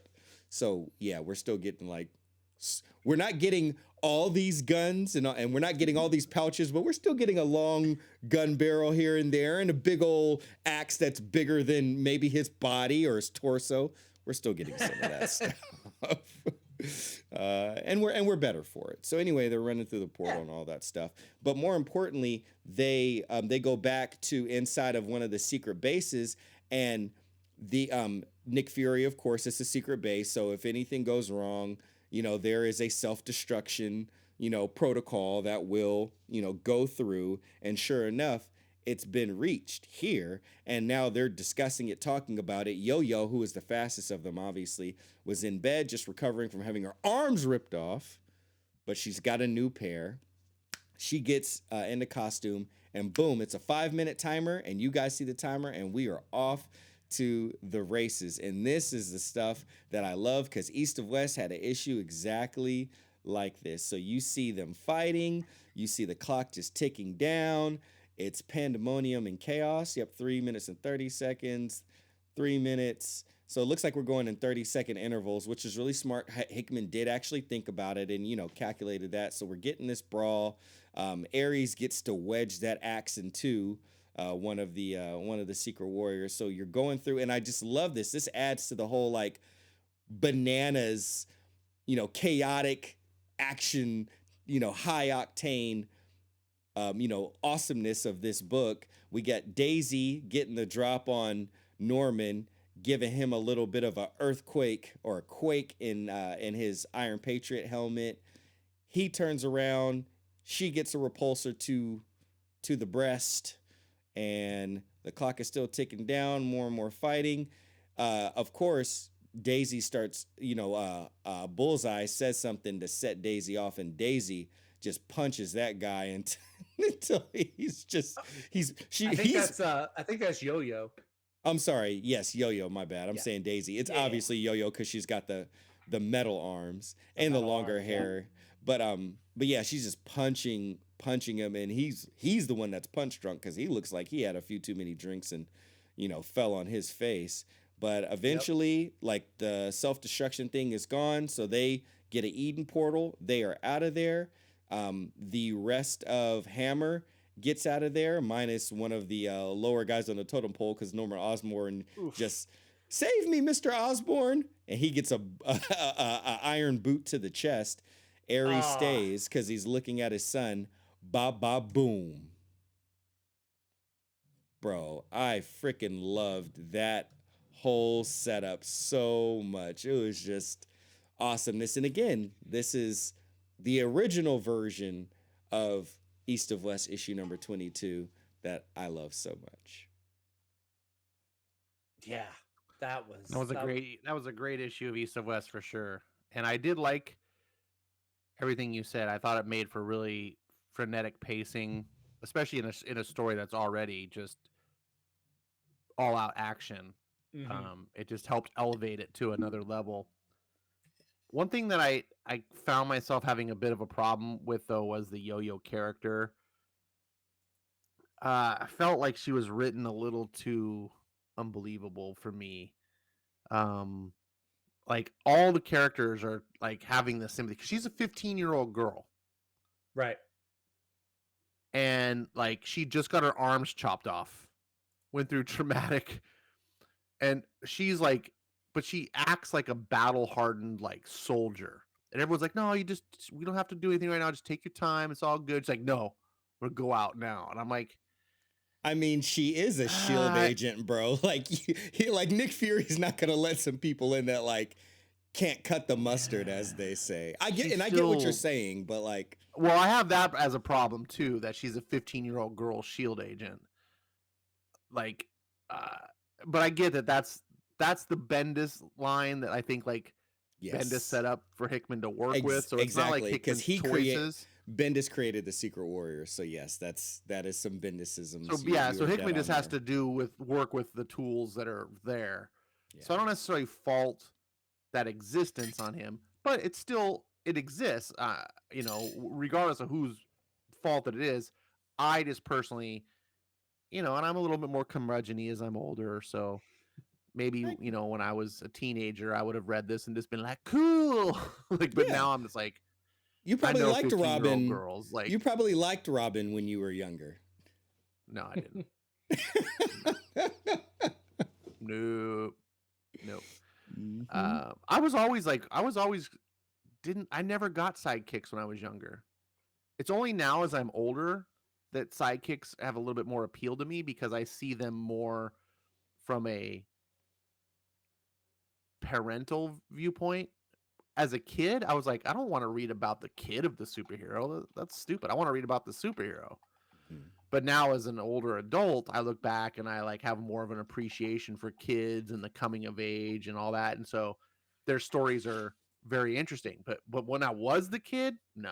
I was like, I don't want to read about some boy wonder. I want to read about Batman. So I did do a quick Google search, and Yo-Yo, it says that she was the daughter of an Avengers villain called the Griffin. So if you want to factor in some type of mechanism of okay, I could see this, you could chalk it up to her dad was a super villain. Maybe she just like had some type of encounter with him, or him being on the run. Maybe that's something that could factor into her being a, this gung-ho shield agent. I don't know. Part of it just is a problem with me that I don't have the character development to work with. Yeah. So I have to accept what the story gives me, which is not much. It's like, here's a 15-year-old badass girl that has no fear. She just laughs at trauma. Like, I'm like, and I'm like, I need more. If you're gonna present me with a character that's so outside the norm of something, I need background to like fill me in for my suspension of disbelief. If you're going to present a character that operates within the norm, you don't necessarily have to do that, because I operate that lacking information. I just assume that characters fit the norms as I understand them. Does that make sense?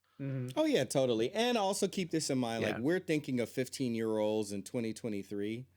15-year-olds back in 2008 or whenever this was, or I know it was even earlier. This was what, like 2004? When did this come out? Which would have been around the time I was 15. So let's see. Secret Warriors, Hickman. All right, so this came out. Okay, 2000. This came out around the 2009 series. Yeah. Oh wait, no. Hold on, wait. 2011, I think. Yes. Yep. Exactly. Okay. So, what? That's how many years ago? I don't math very well, but what, like about the 12 to 13. 15-year-olds back then were more mature, and then if you go back another 10 years, or like 15-year-olds were more mature then. It's like we kind of know how maturity has nothing to do though with like trauma. Yeah. Yes, it does. Maturity directly affects how someone processes trauma. Oh, I can go back to myself when I was 15. If I just got my arms chopped off in battle, I'm not going to just be like, put me back in, coach. I'm ready to go. And everyone's like, no, take it easy. Like, I mean, yeah, but you're also not a 15-year-old character in a comic book. Like, there's a little, and with all that said, like I said, I didn't buy, and especially when you're writing the characters surrounding her, to expect her to have trauma, you're highlighting like, hey, this was a big deal. Like, you just got your arms chopped off. Absolutely, like, yeah. And, that's a and very she good just point. bounces back like it's no big deal. Like, hey, I don't got arms. No, so what? Like, well, okay, that's a little reductive. She was up there talking about how it's weird for her to have the arms because she can feel Homeboy's face like on the front side, but on the back side she can't feel her knuckles and stuff. So there were details about like how it wasn't so easy for her to accept, and how it was gonna take some getting used to. But yes, I don't know. I interpreted that different than you, though. I interpreted that as her just being like, yeah, it's kind of weird. Well, I'm getting used to it. Like, it just, like, to me, it felt really shrugged off, and just, I didn't buy it. That's, I guess, what I'm saying. So. No, and I don't think that you should per se. I'm just giving like basically like a counter view of it. Like, you could interpret it that way, or you could interpret it this way, but there is enough room in there for you to interpret it. But for me, it's like, one, it's a comic book, and Bendis put it there, and yes, they do got to deal with it. And there was some shrugging off of it. I mean, like, literally, they're building up like, hey, we really care for her. We're not going to do that to her, put her back in the field yet.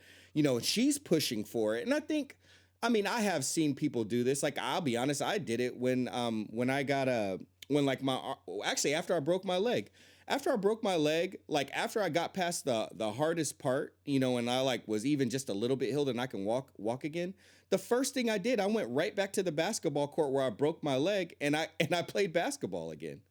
Like that's the first thing I did. But that was part of me dealing with my trauma. Part of me dealing with my trauma like wasn't I'm gonna sit and stew at it and like be more traumatized. I was like having a broken limb that you know you're going to heal from is way different than becoming a double amputee. I'm not saying But it's a the double same amputee thing. that has like, but you've got like Stark technology level prosthetics though too. It's like, let's be real here. The nature of these prosthetics, maybe more nowadays, it might be more realistic. But at the time, I mean, this is some pretty high tech prosthetics that she's got.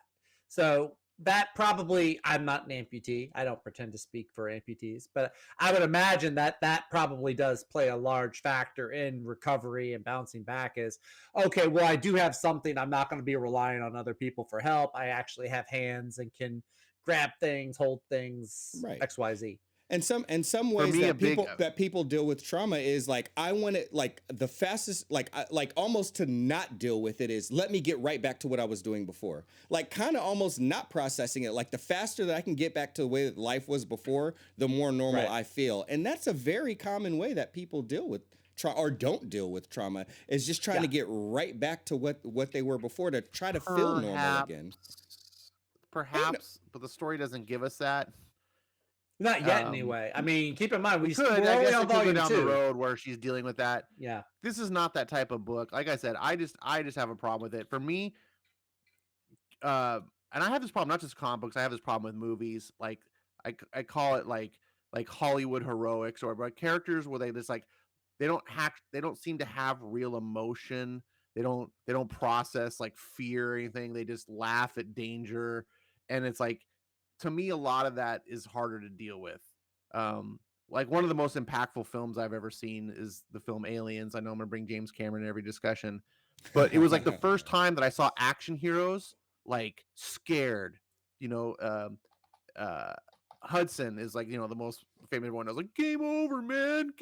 He's like, in the beginning of the movie, he's like, tough Marine. Yeah, well, man, it's another bug hunt. We're going to get these mothers, you know? And then as soon as he faces the danger, it's like human reaction. Like, let's get the breath out of here, man. We're screwed, you know? And I was like, wow, I'm so used to like the Arnold Schwarzenegger, just the cold, like no fear. And that was like your typical action cliche. And as I get older, I just appreciate it more when characters have at least a mild reaction to the things that happen to them instead of just like, whatever, it's cool. I just lost both my arms. No biggie. Let's keep going. I don't want to make a big deal out of it. I wanted to highlight it, but it is what it is. Like you said, it's comic books. So yeah, I feel you. That was just my take. My last thing on it is I know a lot of people that actually do deal with stuff like that. Like I know a lot of people, friends, like not too many family. I got some family still, but like, you know, I'm bringing more of the street element into it.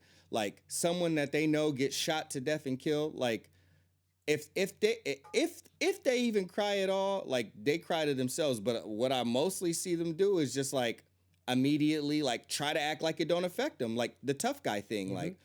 Dang, you know, I'm a poor, like, not like, oh my God, my friend just got killed. Like, oh my God, like, the moment, like, bruh, they just killed bruh. Like, dang, man, like, hey, let's pour one out for him, you know what I'm saying? Let's make sure his girl got what she needed, you know what I mean? And let's go ride on them fools. Like, that's how they process stuff. Like, not everybody processes trauma exactly the same way. And a lot of people who don't know how to be vulnerable, or that's looked at as a sign of weakness to them. And I'm not talking about older people. I'm talking about 16-year-olds, 17-year-olds. That's literally how they process, you know, something happening to them or even them getting shot. Like, you'll hear them talk. You'll be like, dang, you know, like, you okay? Like, man, it ain't nothing, you know what I'm saying? They like, I ate them bullets up, you know what I'm saying? Like, I'm still here. We good, you know what I'm saying? Like, they better not see me again, you know what I mean? Like, it's going to be them laying down, you know what I'm saying? Like, they talk that talk because they won't sit there in their emotions and process things. To them, that's a sign of weakness. Like for them, they gotta put on this image, or even if it's not an image, like you know, they put on a face. Yeah, I get it, but as a writer, as a story, we're privy to beyond the face, right? We're privy to whatever characters they put on the actually page. feel. We're privy to whatever they put on the page. No. That's the reality. Sure, obviously, whatever. But the author, the characters aren't putting on a face to the audience. They're putting a face on to people who are in their presence, right? It was like the whole reason I don't want to dig up a bag of worms, but the whole like argument back in the day when they turned Iceman gay, and they're like, well, he was really gay all along. It's like, no, for freaking 60 years or whatever, we were privy to the thoughts and feelings of Bobby Drake. At some point, we would have had a point where he's like, hey, that guy's good looking. Like we would have had something, because he's not hiding his feelings to the audience. He's hiding it to the real world, or to the world that's his world. Mm-hmm. Anyways, like I said, I don't want to turn this into, I don't want to make a mountain out of a molehill. I just wanted to highlight how that didn't work for me. Didn't ruin the whole book. And again, of course, it's not Hickman's fault anyway. Hickman doesn't seem to do this on his own stuff. I acknowledge that he's working with what Bendis is doing. And that's why at the beginning, I was like, I felt this book was kind of Bendis-y. And that's because it was. Because it was. Bendis set up. Right. Yeah, it's got a lot of Bendis stuff in it. But I think that's still I think it was still a good discussion on because there's not just one way to deal with trauma. There's multiple ways. But through a story, depending on what your personality is, what your life experiences are, some ways may resonate with you more, where other ways of seeing a character deal with something might turn you off. And in this particular instance, there's no denying that there was ultimately like some form of shrugging it off, because they were talking about all that, like, we're going to work her back in slow. Let's just make sure she's okay. Whoop, whoop, whoop. And then all this stuff is happening, and they're like, so Yo-Yo, go ahead and put your uniform on. We need you. We gotta go. So obviously there was some sort of shrugging off of it. Also, too, you could also point to. I mean, you just showed it in your retro talking about there, Skip. That series of panels on her face as she's just like wailing and unloading on Bullseye. Like up until now, and it might be I'm misplacing or not remembering fully, but Yo-Yo just does not come across as a super hyper aggressive character. She wasn't. So you seeing that, I mean, you could see like she's clearly got some issue. Like, yeah, she had both of her arms cut off by Gorgon. Yeah, of course she's gonna have issues. So I think that seeing that even could be a part of, and I haven't read any further ahead, so I don't know what Hickman has coming down the pipe. I think that we could see some of those issues unfold even as the story goes on. Yeah, because that is possible, and that could change how I'm interpreting things. I can only go with what I have at the moment. So that's all. Completely. And absolutely. Yeah. And even though I've read that, like, honestly, I remember how this series made me feel way more than the details, because there's way too many details. But that is a thing that we know of, like within studying human behavior, with any kind of issues, not even just like this type of trauma, but with trauma as a whole. Like, I mean, it's very common in the average everyday person. If you don't find a healthy way to process your trauma and the emotional energy that it stirs within you, it will find its own way to get out. And in that particular case, that might have been what it was. She was trying to avoid it by trying to act normal, and then she gets thrown back into battle, and here comes Bullseye, Bull-eye, Hawk Bulls, I don't know. But here he comes in, and he says fake eye. And he says that one thing that triggered her, and then here comes all of that emotion out of her. Because when you see her early, she is more of like a, kind of joking around, using her powers a little bit in like a funny way and stuff like that. Right. And then like here, this comes in, this switch gets flipped. But with all that said, that is us sharing our impactful moments. And the more you know. So now we open up the discussion to kind of whatever the heck we want to talk about. And I'll be honest, I don't have a lot of stuff that I want to talk about past that. But it is open to y'all. What y'all got? Maybe y'all might spark something in me that I might talk about. So is there anything that jumped out about the series as a whole that y'all want to speak on? How about the end? Let's talk about it. The way this book resolves. Yes. Let's get to it. boom. I think we're a little closer around this area. Mm-hmm. So I'll kind of give it a little setup. Basically, Alex has to be taken to this council of the gods and be judged. And there's a little bit of trepidation. Like even Ares is not sure what's going to happen, because he's kind of an anomaly. He's like a god who was like born as a human, but ascended to godhood. The details are kind of it's not, we're not given a lot of detail in this book, but we eventually get to that point, and there's a cool scene. I think I don't know, Zach didn't cover that. That was the different part. But there's a cool scene where Nick Fury kind of has a little talk to him because you can see Alex is a little worried and he says he doesn't know what to do. And Nick says to him, "It's like, now, no one would ever confuse me with a guy who has his head stuck in the clouds. So I'm not pretending to understand the entirety of what's going on. But if we're talking about you and what you're made of, kid, we're talking about some mighty stern stuff here. Don't take any shit off anyone." And it's a really cool little 2-panel sequence because in the first panel, you can see this kid. He's got a really worried look of like a 10-year-old. And as Nick Fury gets on his knees down to his level and talks to him. And then you see in the next panel, he's got this stern look on his face. And he's just like, yeah. And so then we come to the Council of the Gods, and then Ares gives him a little pep talk. And he says, this is the council elite of the Earth's pantheons. You're going to meet the very best and worst of our kind. Through here is the great hall where you will be made to account for who you are. All right, let's do this, Alex says. And then Ares like, no, you need to change first. And he points over and it's like, grass cutter. And it's the armor and the sword. Yeah. And then he asks about why it turns color and blah, blah, blah. There's a deal with that. And so we see him being presented, bring forth the son of war. We get a little cameo of Hercules and Hela.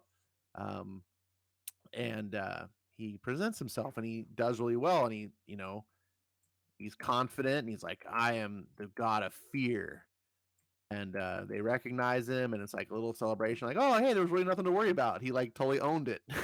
Like they just accept him. And it was like, oh, didn't expect that to happen. But then Ares, just as you think everything's fine, the last 2 panels, or like the last 3 is like, Alex is like, well, should I feel this way? What's going on? And Ares like, no, not yet. I would have been alarmed if you did. You were born a mortal boy, son of a mortal woman. And while you are not a demigod, you will not achieve your full godhead until one final thing happens. And he looks at him, well, what's that? And he turns the final page. You must die, son, so that you may one day be reborn. You're just like, what do you do? You're a 10-year-old kid and your dad tells you gotta die. And like everything just went right for you. And he's just like, what? And that's it. That's the end. Like you're like,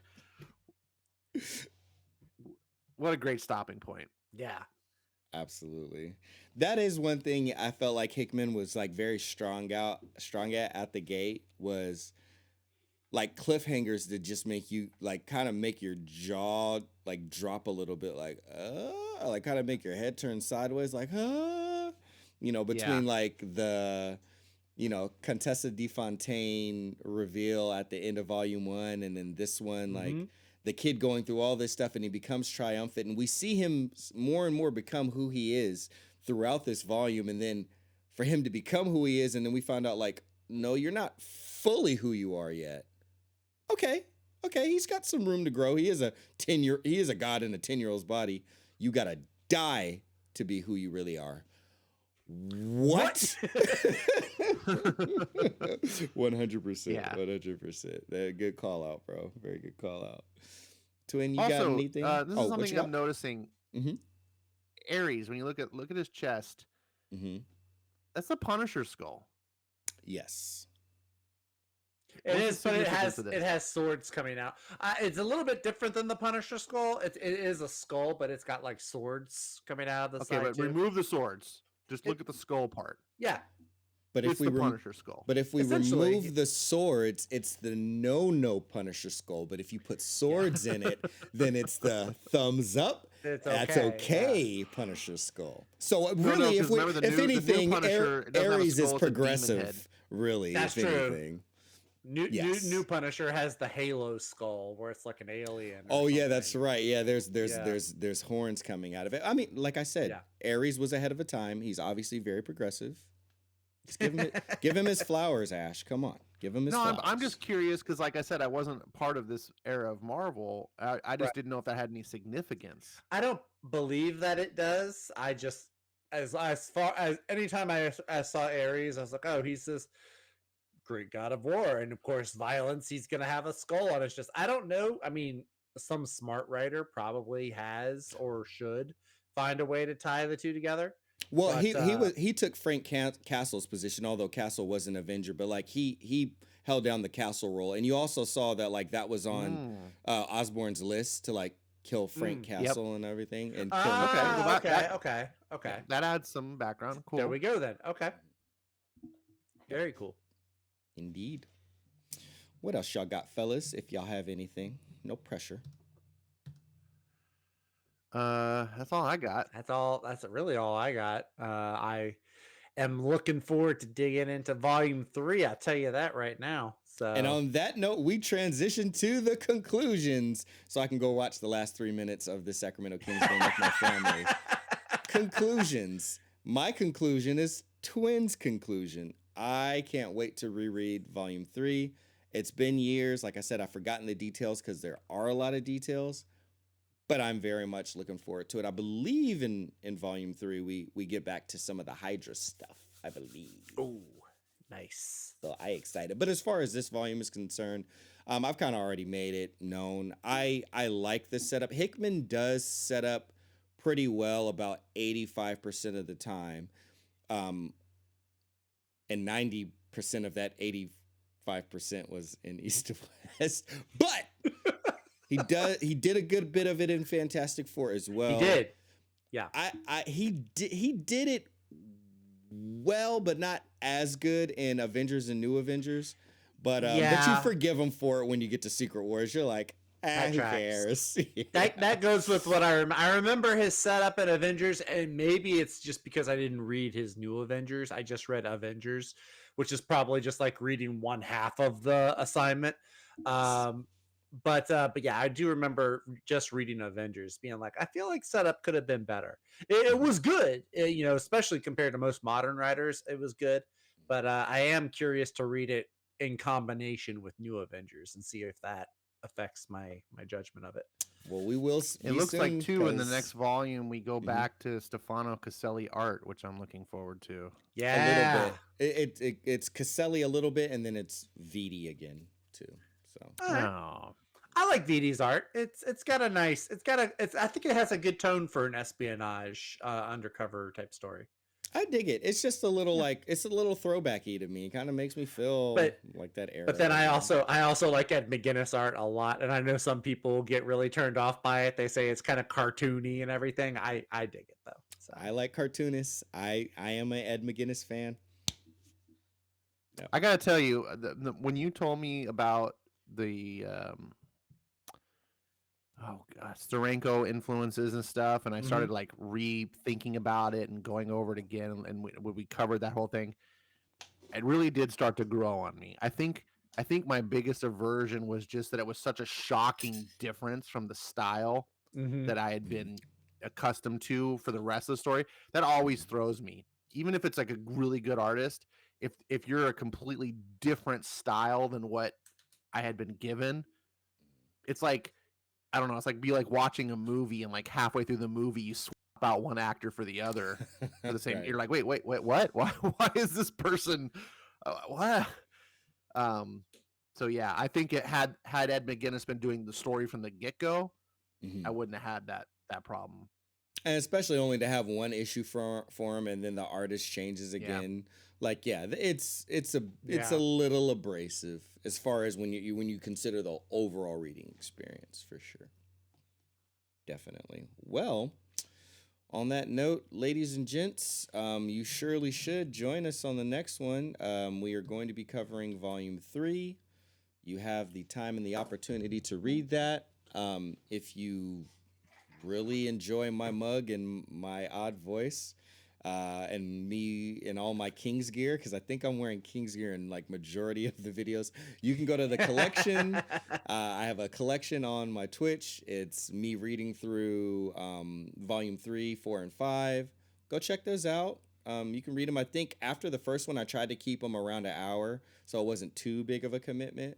And but if you read 2 of them, it's almost like watching a feature film, except it's better because it's the comics, and you can stick along with us. So you got options. If you can read it and support, Hickman and his early stuff. And I think when I looked at volume 2, it was only like $5 on Comixology. If you don't mind reading digital, it's affordable. I think even if you go to like In Stock Trades, if you can find them on there, it's probably going to be pretty affordable too. But if you're like, this Skip guy, I like the cut of his jib, and I don't actually have to read, just go to my collection and then let me read it to you. I do voices and all of that stuff, and it's pretty fun. And then come back next week where the 3 of us come back and talk about the next one.